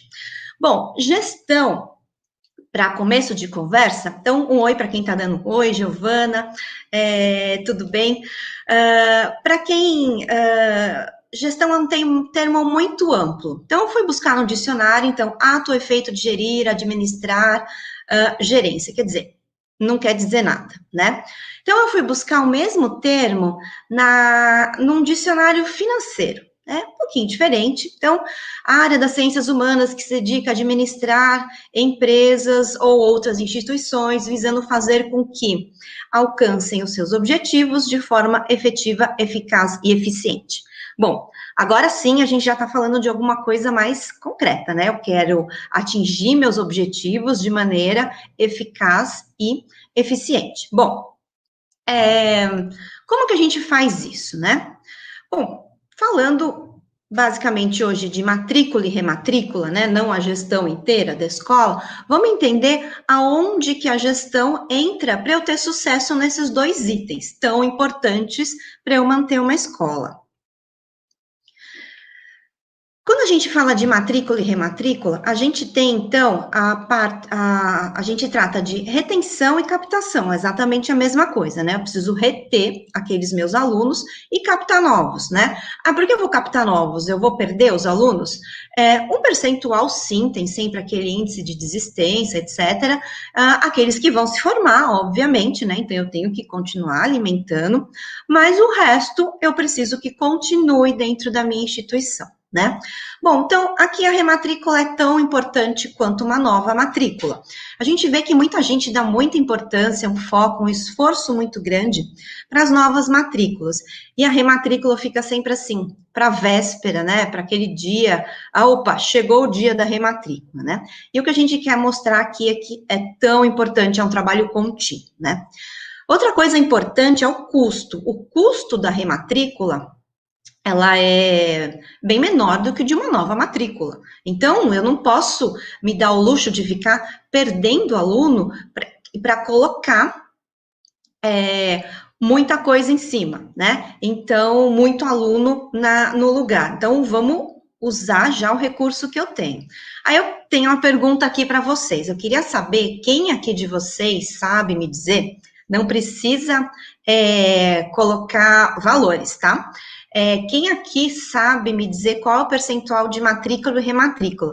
Eu tô vendo aqui que tem gestor de colégio também hoje, né? Não é só curso livre, maravilha. Vamos falar dos dois tópicos, então. Então, quem aqui sabe qual que é o seu índice, né? Percentual. Vocês têm isso mapeado? Vocês sabem direitinho? Ou é sempre, ups, tenho aluno, não tenho aluno? Então, eu queria ver um pouquinho isso de vocês. A gente sabe que tem um delay aqui até vocês responderem, mas coloca aqui para a gente entender. Bom, rematrícula, né? Para falar efetivamente, ela começa no dia seguinte da matrícula. O aluno fez a matrícula, no dia seguinte eu já estou trabalhando a rematrícula dele. É igual uma plantinha que eu vou regando para ela crescer, florescer, eu não posso deixar aquela planta secar, né? Então, como que a gente faz isso? Bom, começa no dia seguinte, em se tratando, né? Se a gente for pensar em curso livre e curso regular, a gente tem uma frequência diferente, né, na fase de matrícula, rematrícula, na parte de retenção, né. Um curso regular, salvo exceções, o aluno sai mais para o final do ano, para escolher uma nova escola, né, mas não tem uma movimentação tão grande no meio do ano. O curso livre, não, né, a gente sabe que o curso livre, o aluno vê uma propaganda do galã, falando inglês, ele atravessa a rua, ele se matricula do outro lado, né? Ele tá vendo aquela propaganda bonita, é ali que ele quer se identificar. Então, a gente tem que trabalhar muito bem isso, né? Para evitar a evasão, porque a gente tem muita concorrência, né? E em qualquer ramo é normal isso, né? Mas como é que eu faço isso? Adianta amarrar o aluno com um contrato leonino, se assim, com letras minúsculas, se você sair, você vai ter uma multa horrorosa? Vale a pena, né? Você vai ficar brigando na justiça, gastar tempo e energia que muitas vezes você não tem, né? E dinheiro também, e não é isso que a gente quer. A gente quer que o aluno seja fiel à nossa escola, né? Bom, então, alguns tópicos aqui para a gente começar a organizar as ideias, né? A rematrícula tem que ser um processo fácil, nada burocrático, porque é papum, né? Tem que definir isso com clareza, né? Outro ponto importante, o aluno tem que querer, né? A escola tem que despertar o desejo do aluno para que ele tenha essa vontade, né, de se rematricular. Então, estamos falando só de retenção, né? Eu posso recompensar, né, rematricule, ganhe alguma coisa, enfim, algumas dicas assim, né? E o trabalho em equipe. Uma coisa importante, a escola inteira tem que fazer parte do processo, né? Não tem jeito, todo mundo tem que saber como que é, o que eu faço, né? E se sentir parte, né, envolvido naquele meio, tá? Bom, vamos começar com algumas dicas um pouquinho mais detalhadas, né? Uma coisa que é muito difícil para a escola é que a escola vende algo intangível. Eu vendo aulas, certo? Se eu vendesse sapatos, eu ia na vitrine, olhava, olha, aquele sapato vermelho, adorei, né? Tem meu número? Então, me dá que eu vou levar. Né? É muito mais tangível, eu tenho um desejo, eu preciso de um sapato. Aula dá trabalho, né, gente? Aula eu preciso aprender, né? A não ser que eu esteja contratando aula para o meu filho, porque é ele que vai ter o trabalho, eu não tenho essa, né, sensação, porque, que bom, eu vou aprender um outro idioma, mas eu tenho que me esforçar para isso, né? Então, minimamente eu tenho que me esforçar. Então, dá trabalho, né? Então, a gente tem que demonstrar melhor o produto que a gente tem, né? Se eu dou aulas, independente se eu sou um professor particular, um colégio, uma escola de idiomas, eu tenho que mostrar para aquele meu público que o meu conteúdo é bom, né? Então, como é que eu faço isso, né? Então, algumas dicas aqui, por exemplo, deixar o conteúdo da minha aula acessível para o aluno, mostrar, né? Mostrar a minha aula. Como é que eu faço isso? Aqui eu vou até fazer uma paradinha para contar uma história que aconteceu comigo, né? Justamente porque não tinha essa facilidade da aula, né? Então, eu tô aqui em São Paulo, eu tenho uma filha que hoje já é marmanja, né? Já estuda até, estava na Áustria, né? O Herbert, minha filha, estuda na Alemanha hoje. Mas quando ela era pequena, eu coloquei ela numa escola de inglês muito renomada, aqui em São Paulo, cara até, enfim. E ela pegou pneumonia e o médico falou, olha, 40 dias sem ir para a escola. Bom, eu fui à escola de idiomas, o primeiro erro aqui, ela começou a faltar alguns dias até a gente identificar o problema, né? Ninguém da escola me ligou, ninguém perguntou, tá bem, como é que está, nada. Bom, tudo bem. Quando eu fiquei sabendo que ela não podia mais assistir a aula, bom, eu fui procurar a escola, olha, qual vai ser o conteúdo? Com 7 anos, eu consegui acompanhar, né, o que ela estava tendo de conteúdo para ela não perder. Bom, liguei na escola, para resumir, era com o coordenador não estava, quando eu achei o coordenador era com a professora, porque ela não sabia. Quando eu falei com a professora, a resposta que eu tive foi, não se preocupe, a sua filha é ótima. Bom, eu também acho, né, gente? É minha filha, afinal de contas. Mas não era isso que eu queria, né? Eu queria que ela não perdesse conteúdo. Sou uma pessoa exigente, né? Não. Fique tranquila. Resumo da ópera, eu não tive acesso ao conteúdo. Chegou no final do semestre, primeira coisa, falei, vai ser né? Minimamente ela vai mal. Para minha surpresa, ela foi muito bem. E para piorar, né, a cereja do bolo, a professora falou, olha... Então, ela foi melhor do que a turma. Então, eu nem pude dar uma nota tão alta para ela, que senão a média dela ia ficar muito acima. Daí eu falei, poxa vida, né? Então, eu tô fazendo alguma coisa errada, porque ela é realmente muito boa, né? Então, para que eu vou pagar uma escola? Então, eu tirei, logicamente, a minha filha da escola, porque não fazia sentido isso. Tudo porque eu não tive acesso ao conteúdo das aulas naquele momento. Faz tempo isso? Faz, né? Mas já existiam plataformas para isso. Bom, então, vamos lá, gente, né? Depois de todas essas, né, dicas que vocês tiveram nas palestras antes de mim, bom, maravilhoso, vocês têm um conteúdo único, né? É impressionante o treinamento que vocês têm. Mas aí, o seu público sabe disso? Né? Então, traga, né? Agora que está online, até a gente tem outras ferramentas, né? Traga o pai para participar de uma aula, envie uma receita em inglês para todo mundo fazer em casa, né? Quando voltar, traga o pai para dentro da escola. Então, use isso. Mostre não só para o pai, mas para o adulto também, o que ele é capaz de fazer com aquela aula que ele comprou. E não deixa só para a prova, né? Ai, tirei 10, e aí? Né? Você sabe falar inglês na rua? Ou você só sabe fazer uma prova bem? Então, usem bastante isso, tá? Vocês têm professores maravilhosos, né? É um selo de qualidade que vocês têm. Então, publique isso, coloque no seu site, enfim, mostre que vocês têm experiências internacionais, artigos publicados, certificações, enfim. Com certeza, vocês têm muita coisa para compartilhar com o seu público e mostrar a qualidade, né? Lembre que a gente está falando de rematrícula, aquela coisa que eu tenho que despertar o interesse, né? Outra coisa legal da gente usar é fidelização e pertencimento. Hoje em dia todo mundo pertence a um grupo, eu tenho o grupo da família do WhatsApp, eu tenho o grupo da banda de rock predileta no Face, eu tenho grupo de tudo nisso na vida, né? Então, o aluno também tem que entender que ele faz parte da sua escola, que ele faz parte de um grupo, né? Então, essa fidelização é muito importante para ele querer fazer parte. E querer fazer parte traz outros alunos também, né? Hoje mesmo, eu estava falando com meu sobrinho, eu falei, preciso voltar a praticar inglês.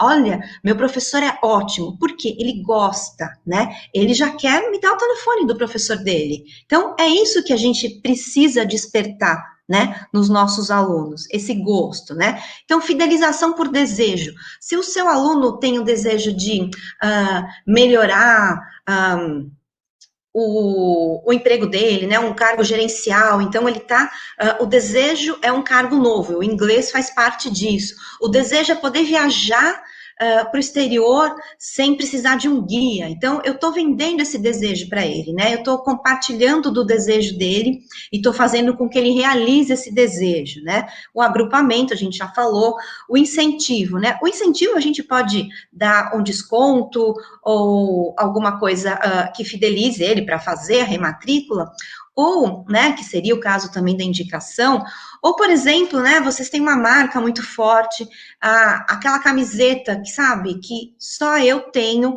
e quem tem? Aquele aluno que se rematriculou até tal data, ou aquele aluno que vai bem, ou aquele aluno, enfim, né, use isso para que as pessoas queiram pertencer, queiram ter aquela camiseta, aquela canequinha, qualquer coisa, né, desperte o desejo, né.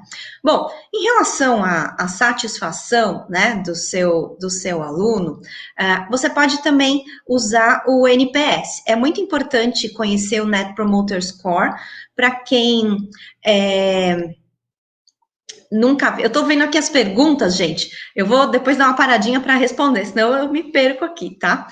Bom, é muito importante você ter conhecer o seu Net Promoter Score, porque você vai saber o quanto que o seu aluno te indicaria por alguém. Esse meu sobrinho aqui, ele é fã, né? O Net Promoter Score do professor dele é 100, né? Maravilhoso. Então, você buscando, né, na internet, dá para você achar facinho isso daqui, né, essa fórmula, né, você faz uma tabelinha de 0 a 10 e pergunta, então, para o seu aluno, né, de 0, onde 0 é muito pouco e 10 é bastante, né, o quanto que você me indicaria para alguém, né, e aí você pode aproveitar e colocar uma pergunta única, né, o que você faria, o que eu poderia fazer para melhorar o meu índice, né, no seu conceito. Então, quer dizer, eu já estou descobrindo qual que é o meu nível e já estou descobrindo como eu faço para melhorar o meu nível, né? Então, você vai dividir eles em promoters, né, de 9 a 10, os neutros, e, olha só, os detratores, né, de 0 a 6, é a grande maioria, né? Bom, agora eu vou dar uma paradinha, vou responder aqui a Daniela, ela está perguntando, né, despertar o senso de pertencimento com aulas remotas. Com certeza não é fácil, Daniela, mas a gente tem deliveries hoje, né, e se você mandar um chocolate, eu não sei, né, como que é o seu público, você pode mandar um chocolate de Dia das Crianças para casa deles, ou, não precisa ser isso, um e-mail, alguma coisa, né, para eles entenderem que eles fazem parte daquele grupo. Mas é um desafio diferente, depois a gente pode até conversar sobre isso, tá? Essa dicas de pertencimento à distância, a gente tem visto bastante dicas assim. Bom, então voltando aqui, né? Eu vou descobrir o nível de satisfação, o quanto o meu aluno me indica para alguém. Então, você faz a pesquisa, pode usar ferramentas, tem ferramentas gratuitas, né? Então, você vai fazer uma continha e vai chegar aqui, numa zona, né, ou você está na zona de excelência, na zona de qualidade, aperfeiçoamento, ou uma zona crítica, né? Na zona de excelência, se o meu resultado der entre 75% e 100%. E aí, 50, 74, eu estou na zona de qualidade, ok, né? Aperfeiçoamento, bom, de 0 a 49. A zona crítica é menor que 1%. Então, para vocês verem que, assim, a minha zona de excelência é curtíssima perto do resto, né? Então, eu tenho que me esforçar bastante para estar na zona de excelência. E a zona de excelência é quem? Aquele cara que é fã, né? Que nem a Daniela. Como é que eu faço para ele pertencer? Se ele é fã de você, ele quer usar aquela camiseta, ele indica você, assim, sem medo de ser feliz. Na zona de qualidade, que é aquele que está mais ou menos, né, quer dizer que esse pessoal, ele vai te indicar, mas assim, ele não é tão fiel a você. Ele pode, de repente, mudar de ideia por causa de uma coisinha, né? A zona de aperfeiçoamento mais difícil ainda, né? Então, dependendo do seu resultado, você sabe o quantos que você tem aí, fãs de carteirinha da sua escola, tá? Bom, continuando, né? Já que a gente está falando em pesquisa, a gente está falando em ouvir, né? Ouvir o usuário, ouvir o cliente, ouvir o aluno, né? Porque nada mais é, o aluno é meu cliente. A gente entende que a escola tem um relacionamento diferente, né? Em se tratando de vendas, porque eu não vendo produto, eu lido com pessoas, com famílias, né? Então a gente tem que entender que é diferente mesmo, né? Não é simplesmente só um número, ainda bem. Bom, então vamos ouvi-los, né? Eu tenho maneiras de ouvir. O NPS é né? Eu faço uma pesquisa de satisfação, eu posso deixar canais de sugestão para ele. Muita gente fala, ai, não, é sempre reclamação, eu não quero mais ouvir reclamação, pandemia, eu já estou cansado, nível de stress, burnout, né? Mas a gente ouvindo, a gente consegue se preparar, né? E uma coisa que eu aprendi e é muita verdade, quem reclama quer comprar, né? Eu fui reclamar da história da escola da minha filha? Não. Eu não ia mais ficar mesmo. Agradeci no fim do ano, Feliz Natal, o ano que vem a gente se vê? Sim, a gente se vê. Só que nunca mais, gente, né? Por quê? Não vou mais me dar o trabalho de ficar questionando, né? Não vou. Deu. Né? Por isso que é importante a gente ouvir durante esse processo, né? Então, vamos ouvi-los. E outra dica muito legal, a gente até faz com os nossos clientes, é pesquisar como que ele te enxerga. Pergunta, como que você vê a escola tal, o professor tal? E você pode dividir, né, dependendo do seu nível, como são suas aulas, enfim.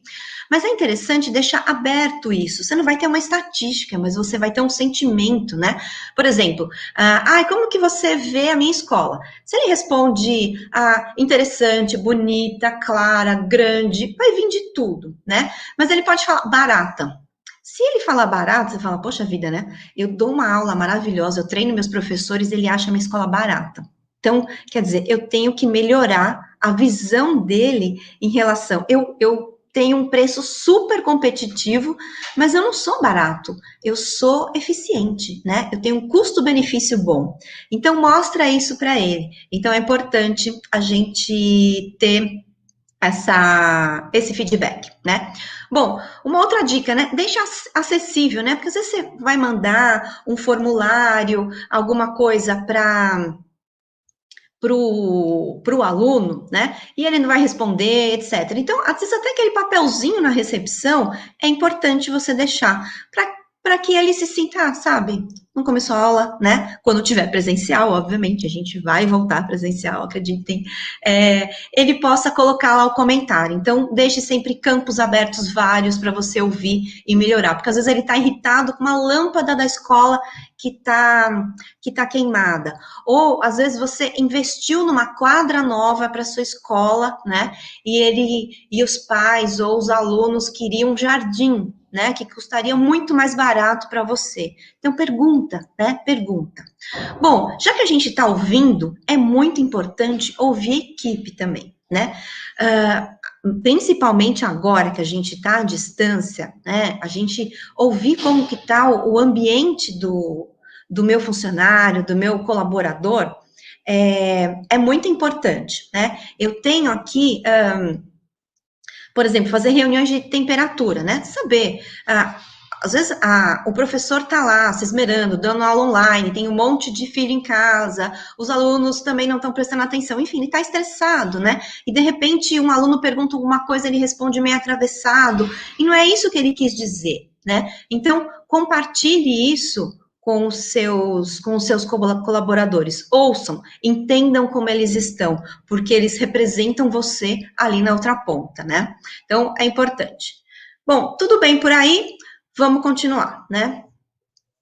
Bom, falando em rematrícula, uma coisa que eu tenho até um grupo aqui de escolas, né, e o pessoal perguntando, já fez rematrícula? Outro, já terminei, outro, vou começar agora. Então, não apague incêndio, gente, né, deixe tudo planejado, né, por exemplo, índices de qualidade são importantíssimos para você saber como está como anda o seu aluno, né? Se ele está satisfeito ou não, por exemplo, se ele está faltando, né? por exemplo, aquele exemplo que eu dei, ninguém se preocupou em saber porque estava faltando. E às vezes um detalhezinho, né? Poxa, esse aluno faltou 2 dias seguidos, né? Por isso que é importante você ter um ambiente onde você coloque todas as informações. E agora que a gente está à distância, né? É muito mais importante essa informação estar compartilhada com todos, né? Eu saber que esse aluno está faltando é importante porque eu vou tomar uma ação preventiva, né? Faltou 2 vezes, poxa, bandeirinha amarela, né? Tá com nota abaixo da média, eu vou esperar acabar o ano para falar, olha, então, para o pai do aluno, para o aluno, né? Não foi bom, né? Não foi bom.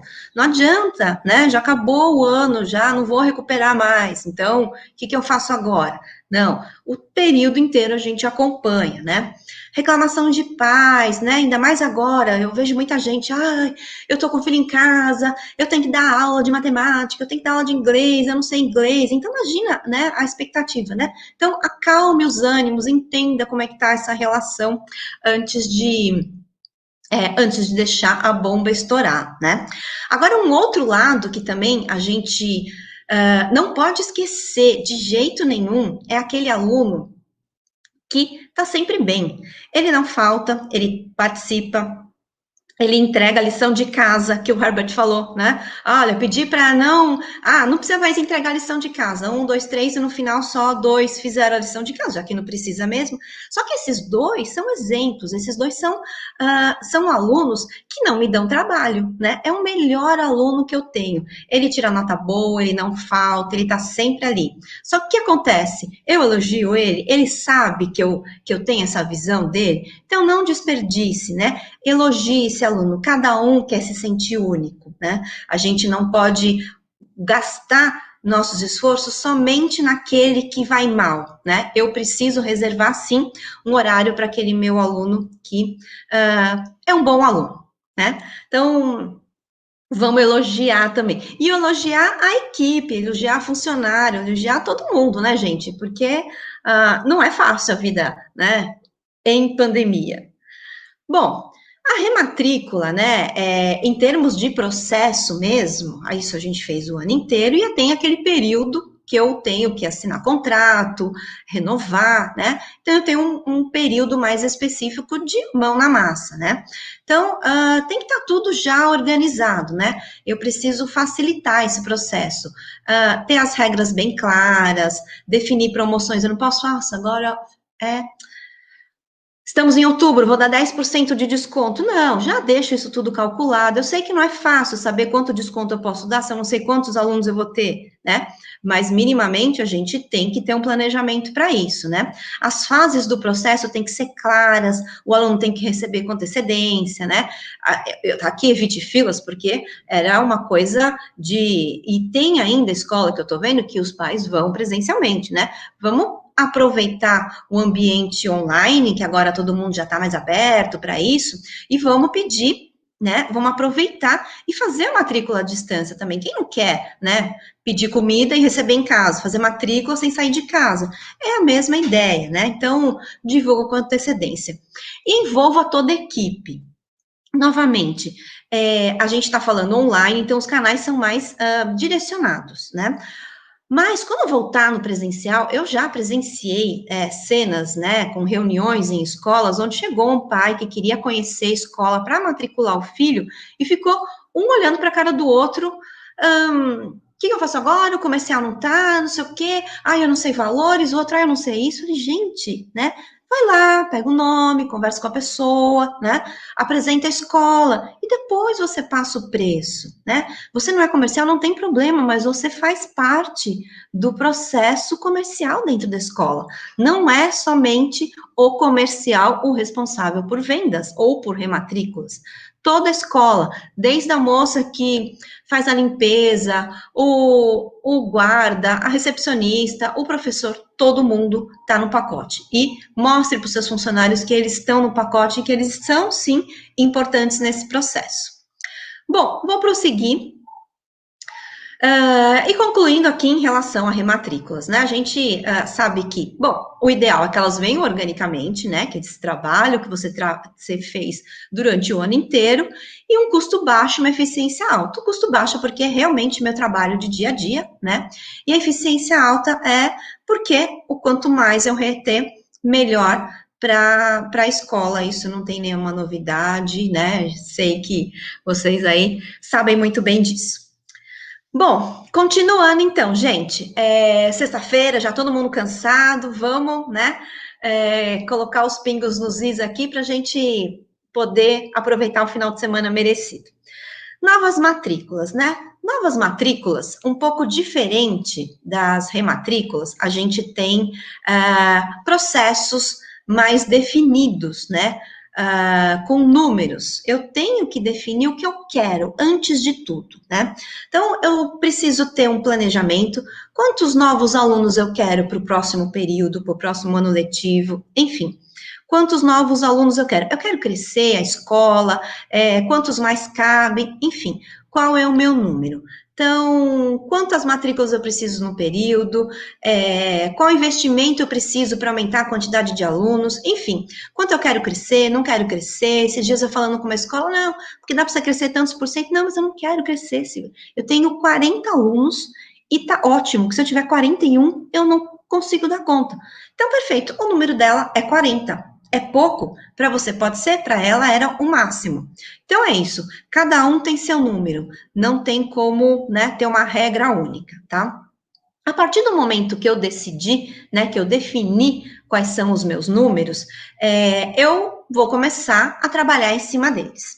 Primeira coisa que a gente tem que entender é que você tem sim que ter um departamento de vendas, né? Se a minha escola é pequena, eu sou professor particular, ou eu não tenho verba para contratar um departamento de vendas. Alguém vai ter que vender, nem que seja você. E se for você, você é o seu departamento de vendas, não tem problema. Você vai separar um horário do seu dia, né, e trabalhar com isso, né.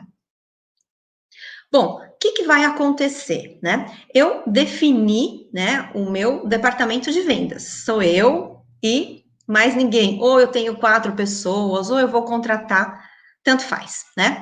Bom, agora eu vou definir qual é o meu nicho, para quem eu vou vender. Poxa, eu tenho uma escola de inglês ou de idiomas, agora eu dou aulas online, aprendi rapidinho, o universo, né, está ao meu dispor. Eu posso dar aula para Tailândia, né? Um aluno lá na Tailândia vai fazer, ótimo, maravilha. E o que vai acontecer, né? Cabe todo mundo, né? Como que eu vou atingir esse público? Então, defina, né? Não adianta, às vezes, eu querer pegar o mundo inteiro e não dar conta. Não, tô num bairro onde tem muito prédio, se eu pegar um aluno de cada prédio, já lotei a minha escola, parabéns, então é essa a sua conta, né? Então, pense como que você vai calcular isso, e muitas vezes, gente, né? Poxa, realmente, põe um turbante na cabeça e uma bola de cristal e adivinha, preciso de mais 300 alunos, ok, então, onde eu vou procurar? Aqui, ali, perfeito, tá? Começa. A partir do momento que eu começo, eu já tenho, né, um norte e vou começar a fazer um fluxo e montar, então, os meus números. Então, se eu quiser, né, um exemplo para ficar fácil aqui, se eu quiser 50 novos alunos no período X de tempo, né, eu vou ter que entrar em contato é fazer prospecção, né, é ligar, coisa de antigamente, é mandar e-mail, enfim, tem vários, isso a gente vai falar um pouquinho lá na frente. Mas eu vou usar o termo ligar, porque é mais palpável, tá? Então, eu vou ligar para 500 alunos, né? Porque a minha taxa de conversão é de 10%. Então, se eu quero 50, eu tenho que falar com 500 para que 50 deles realmente assinem contrato comigo, tá? Bom, depois disso, o que eu preciso, né? Eu preciso de metas diárias. Eu consigo ligar para 500 pessoas num dia? Não. Eu tenho 10 pessoas ligando? Não, só eu. Então, eu vou ter que dividir esses 500 em vários dias, certo?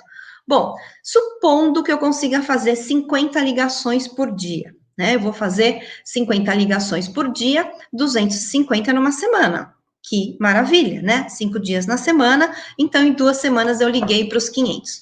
Só que no primeiro dia, eu consigo ligar para 10. No segundo, para 40. Bom, na primeira semana, meu planejamento já não deu certo, porque se eu não conseguir aqueles 250 na primeira semana, bom, eu vou ter que recuperar isso em algum lugar. Então, a minha meta já não está atingível. Ou eu posso tentar aumentar meu índice de matrícula, né? De 10%, eu posso tentar fazer 15, 20, enfim, nem sempre é fácil.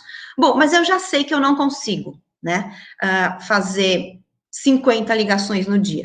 Então, analisa e diminua isso, né, e tente outros meios para fazer essas ligações, né.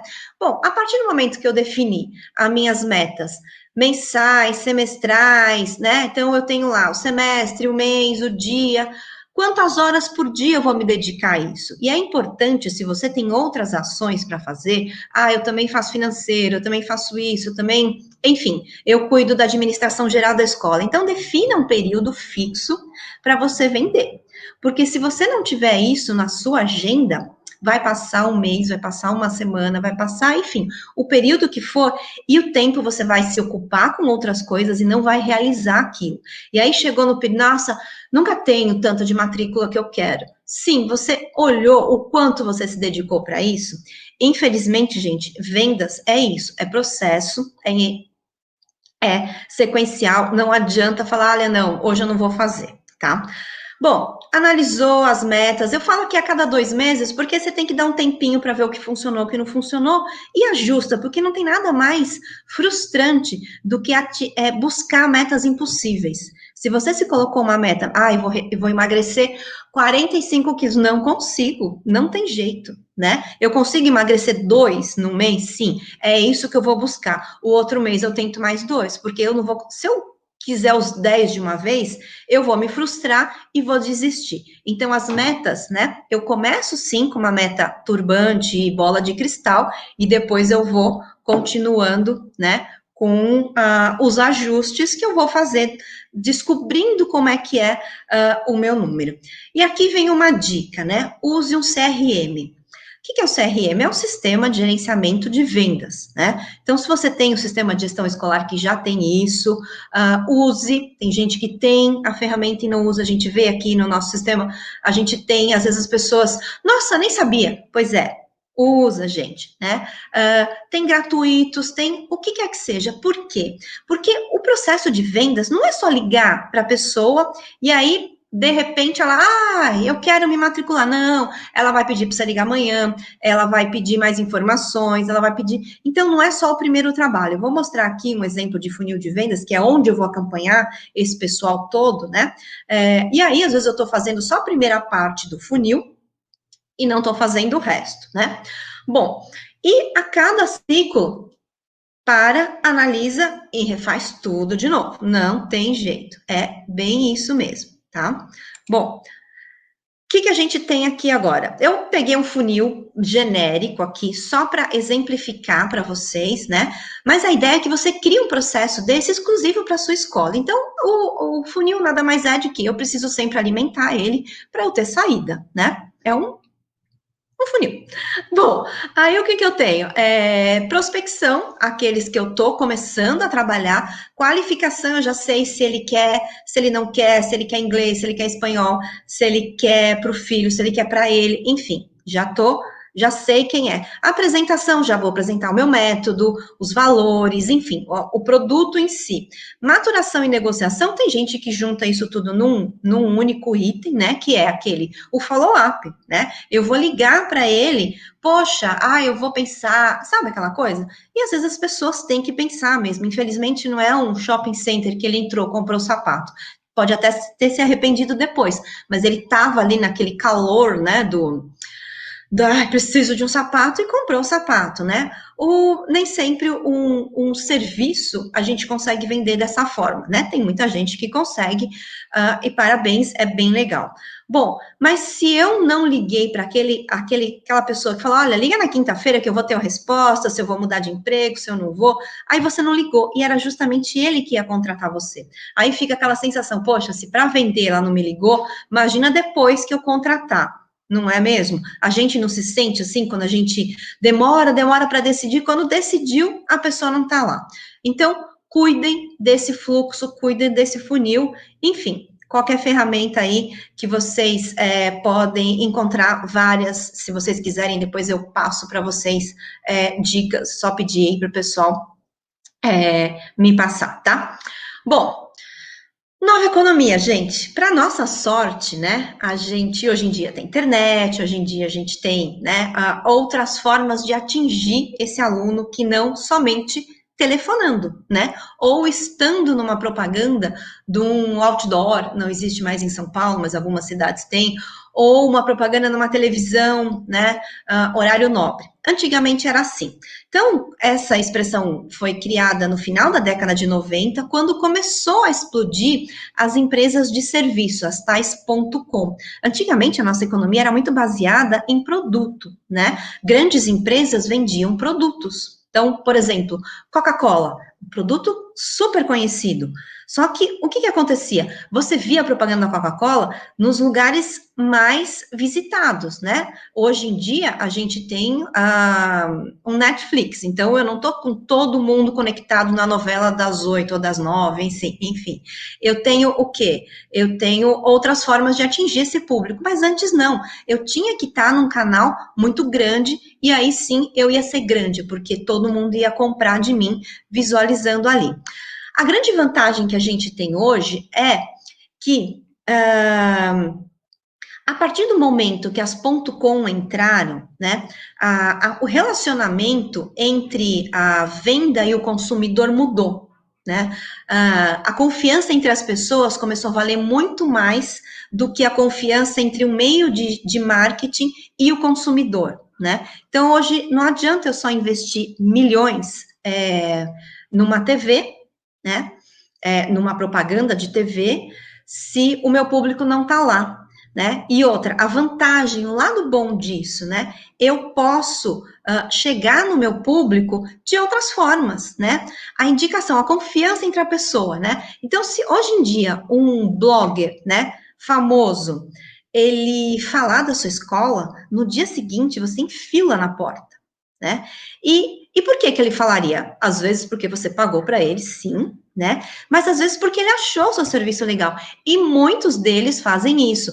E não só um blogger, né? Um depoimento de um aluno, como chama?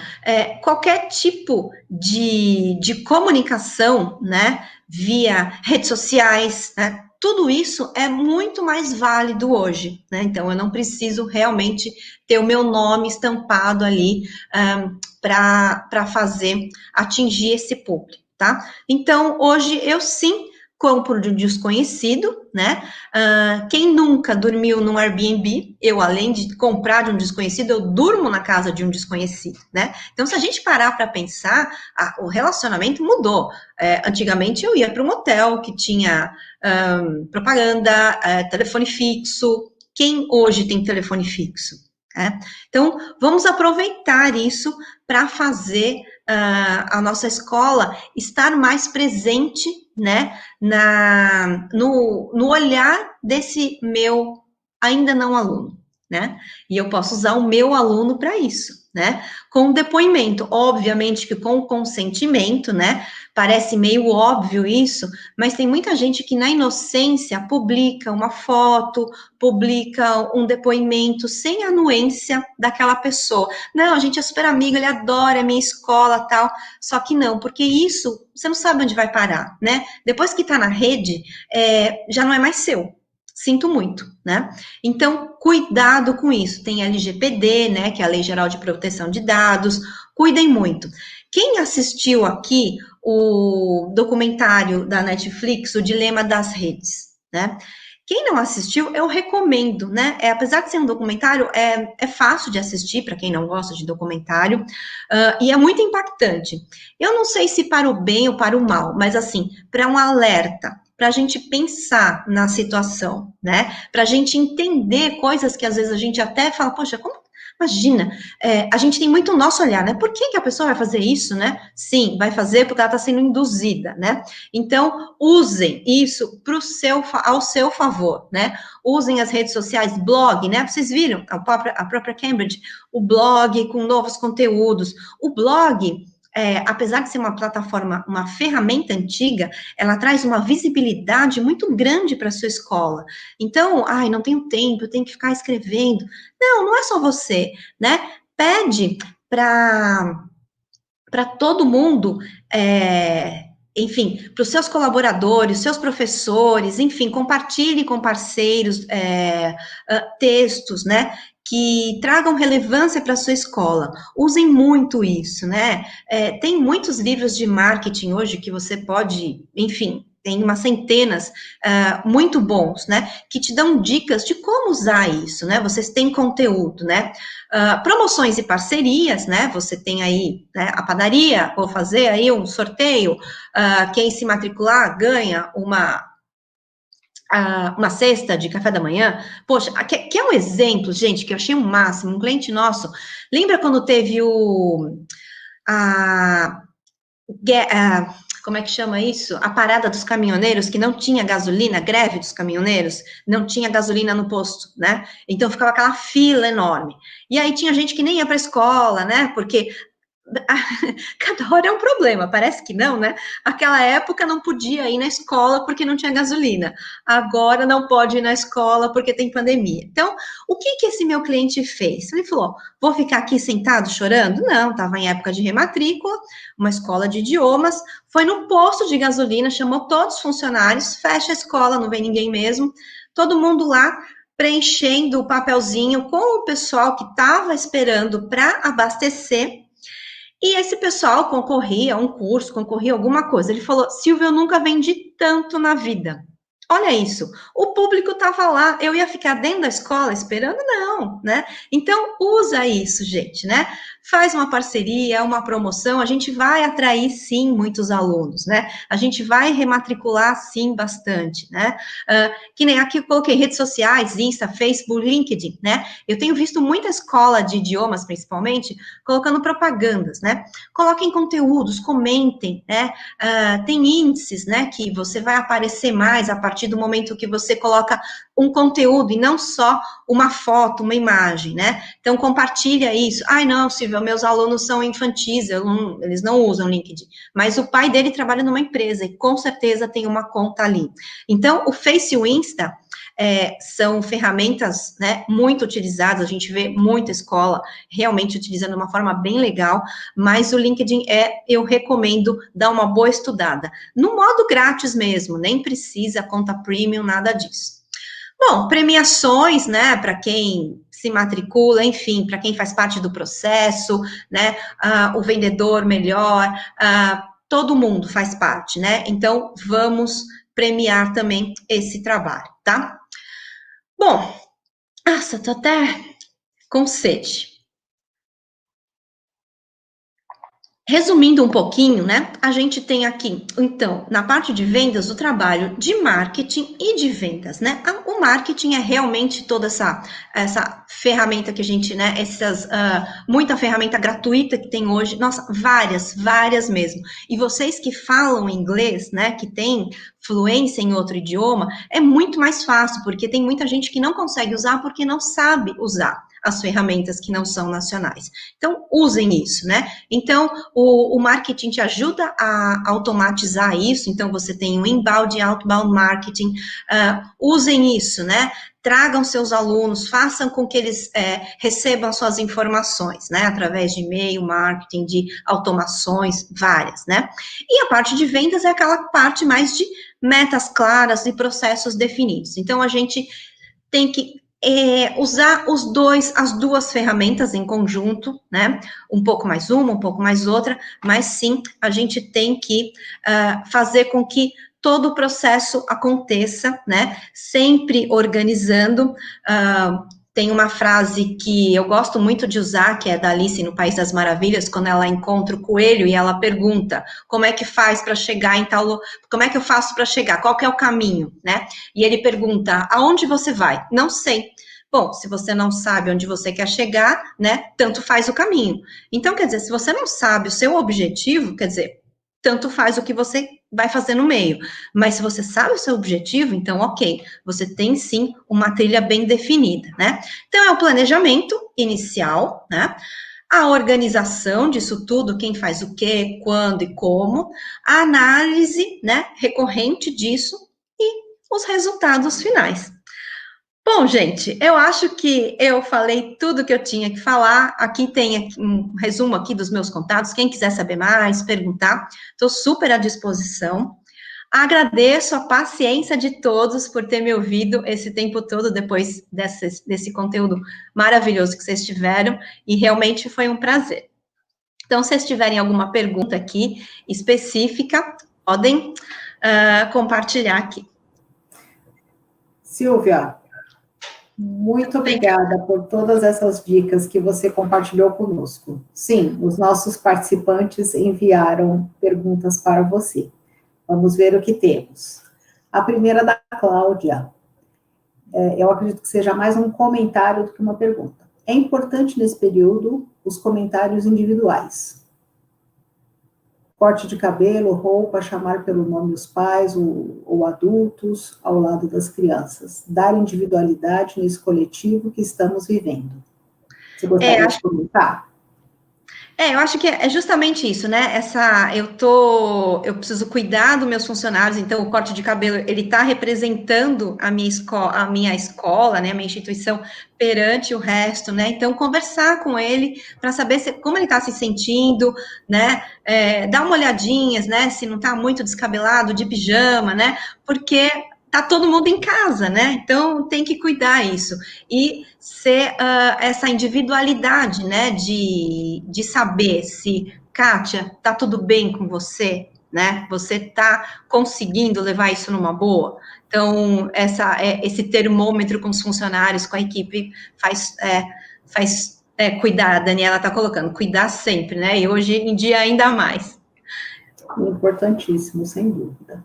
Vamos ver qual outra pergunta nós temos. Qual o peso das ações tomadas pelas escolas durante esse período de pandemia no processo de rematrícula? Bom, enfim, é muito amplo, né? Mas o que eu tenho percebido é que aproximar, né? Se a gente está falando de um curso infantil, por exemplo, né?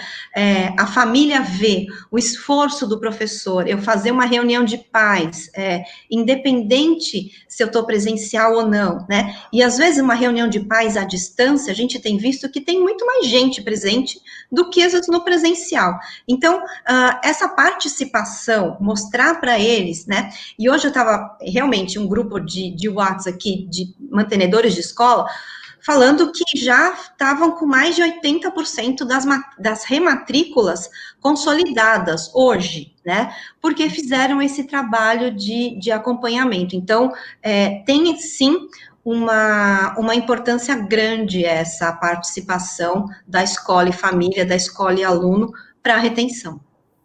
Sem dúvida, concordamos com você. Vamos ver qual outra pergunta nós temos. Com a pandemia, muitas escolas ofereceram descontos nas mensalidades para todos os alunos. Como lidar com aqueles pais que já recebiam desconto nas mensalidades e querem receber um desconto adicional? Isso é difícil, né? Eu vou citar até um exemplo que eu achei maravilhoso, né? Porque assim, ele tem que entender que a escola tem os custos, né? Então, às vezes, falar as claras, né? Olha, eu fui até onde eu podia, né? E é engraçado que essa pergunta foi mais ou menos o que me fizeram esses dias. Eu fui até onde eu podia, tá aqui, a gente vai manter a qualidade, tudo bem, eu não estou presencial, mas, enfim, as aulas estão acontecendo. E um exemplo que eu vi uma escola fazendo, que eu achei fantástico, falei, imagina, não vai funcionar nunca. Ela mandou um e-mail para todo mundo falando assim, olha, nós estamos oferecendo um desconto de X%, isso no começo da pandemia.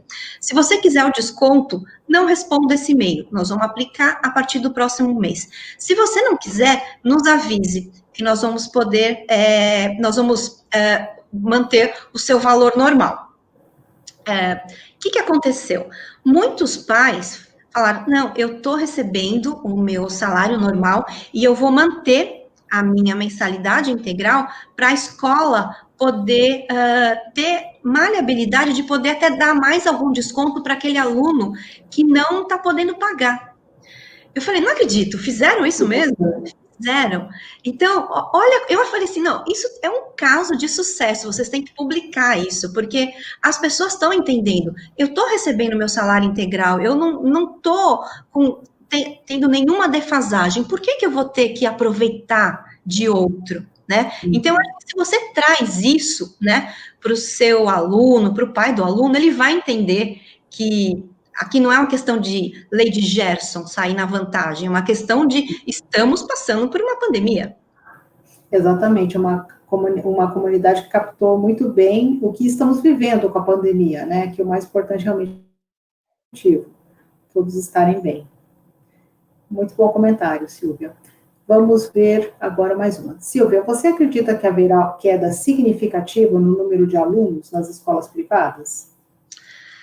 De verdade, eu acho que não. Eu acho que quem tinha que sair já saiu, né? A gente acompanha essas estatísticas e, infelizmente, não é fácil estatísticas de escolas aqui no Brasil. A gente não tem um lugar específico para isso, né? A gente vive pesquisando, não tem um instituto nacional que cuide disso, né? Tem ações particulares que avaliam isso. Então, esses dias mesmo na Folha ou Estadão, não me lembro, saiu que 20% dos alunos saíram do particular e foram para o público. No dia seguinte, saiu num outro veículo, não me lembro qual jornal, falando ao contrário, que o ensino público perdeu não sei quantos por cento dos alunos. Quer dizer, a gente não tem uma massa crítica para saber, mas eu acho que quem tem condições vai sim continuar. A gente tem visto de feedback dos próprios clientes nossos que estão conseguindo manter os alunos, principalmente a grande dificuldade no começo que a gente sentiu foi quem tinha curso livre, né, curso de idiomas.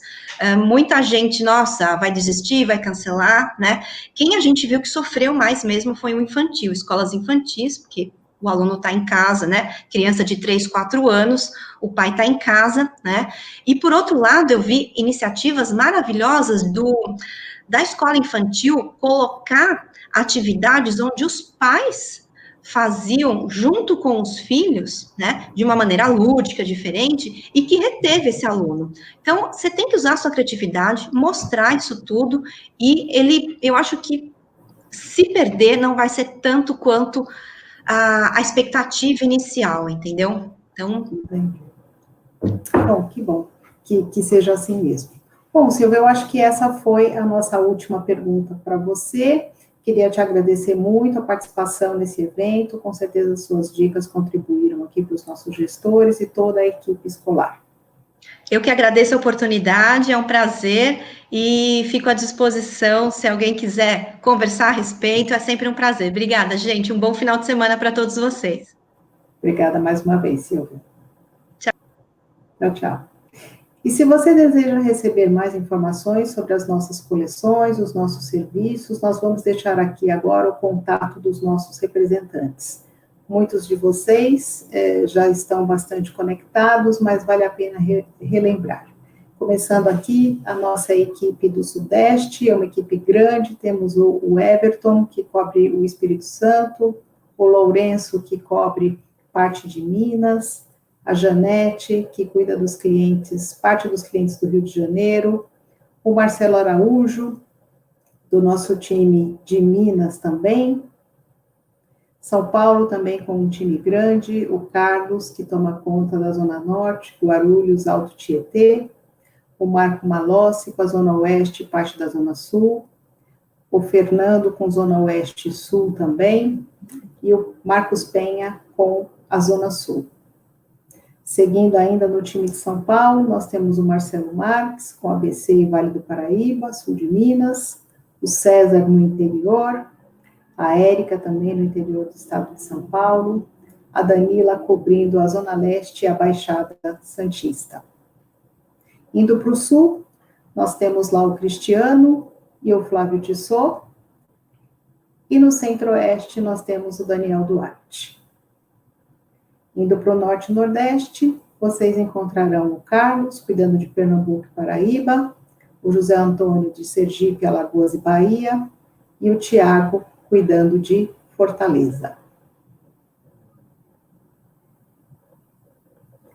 E agora, antes de encerrarmos o nosso evento, eu gostaria de chamar novamente o nosso diretor João Madureira para dizer algumas palavras. João, a palavra é sua. Alguém tem que me desmutar e eu estou falando já. Já está falando. Então tá bom. Obrigado, Kátia, mais uma vez pela moderação, apresentações e gerenciamento do evento. Aos nossos consultores, representantes que acompanharam as apresentações e anotaram as perguntas e moderaram também aí o chat. Obrigado aí pela energia. Sexta-feira, 6 horas da tarde. Mais uma tarde virtual, mas de muito sucesso e de muita satisfação aqui, nossa. Obrigado aos palestrantes, já agradeci no começo e agradeço aqui agora mais uma vez, ao Ben Goldstein, ao Alberto Costa, o Herbert Puchta e a Silvia Consorte, que então compuseram a programação de hoje à tarde. A todos os professores, coordenadores, gestores de colégios e escolas que estiveram conosco, muito obrigado, fiquem bem. Fiquem seguros, estamos quase lá, mais um pouquinho, vamos terminar esse ano que será sempre lembrado, mas jamais esquecido, como a gente diz aqui, e quero também deixar aqui um agradecimento especial para o pessoal da Bela Baderna, que mais uma vez, com muito trabalho, muita dedicação, colocaram a plataforma de pé e gerenciaram também os bastidores e as indas e vindas, arquivos, apresentações e slides. Muito obrigado a todos, um bom final de semana e até a próxima, que será em breve. Obrigado a todos. Obrigada, João.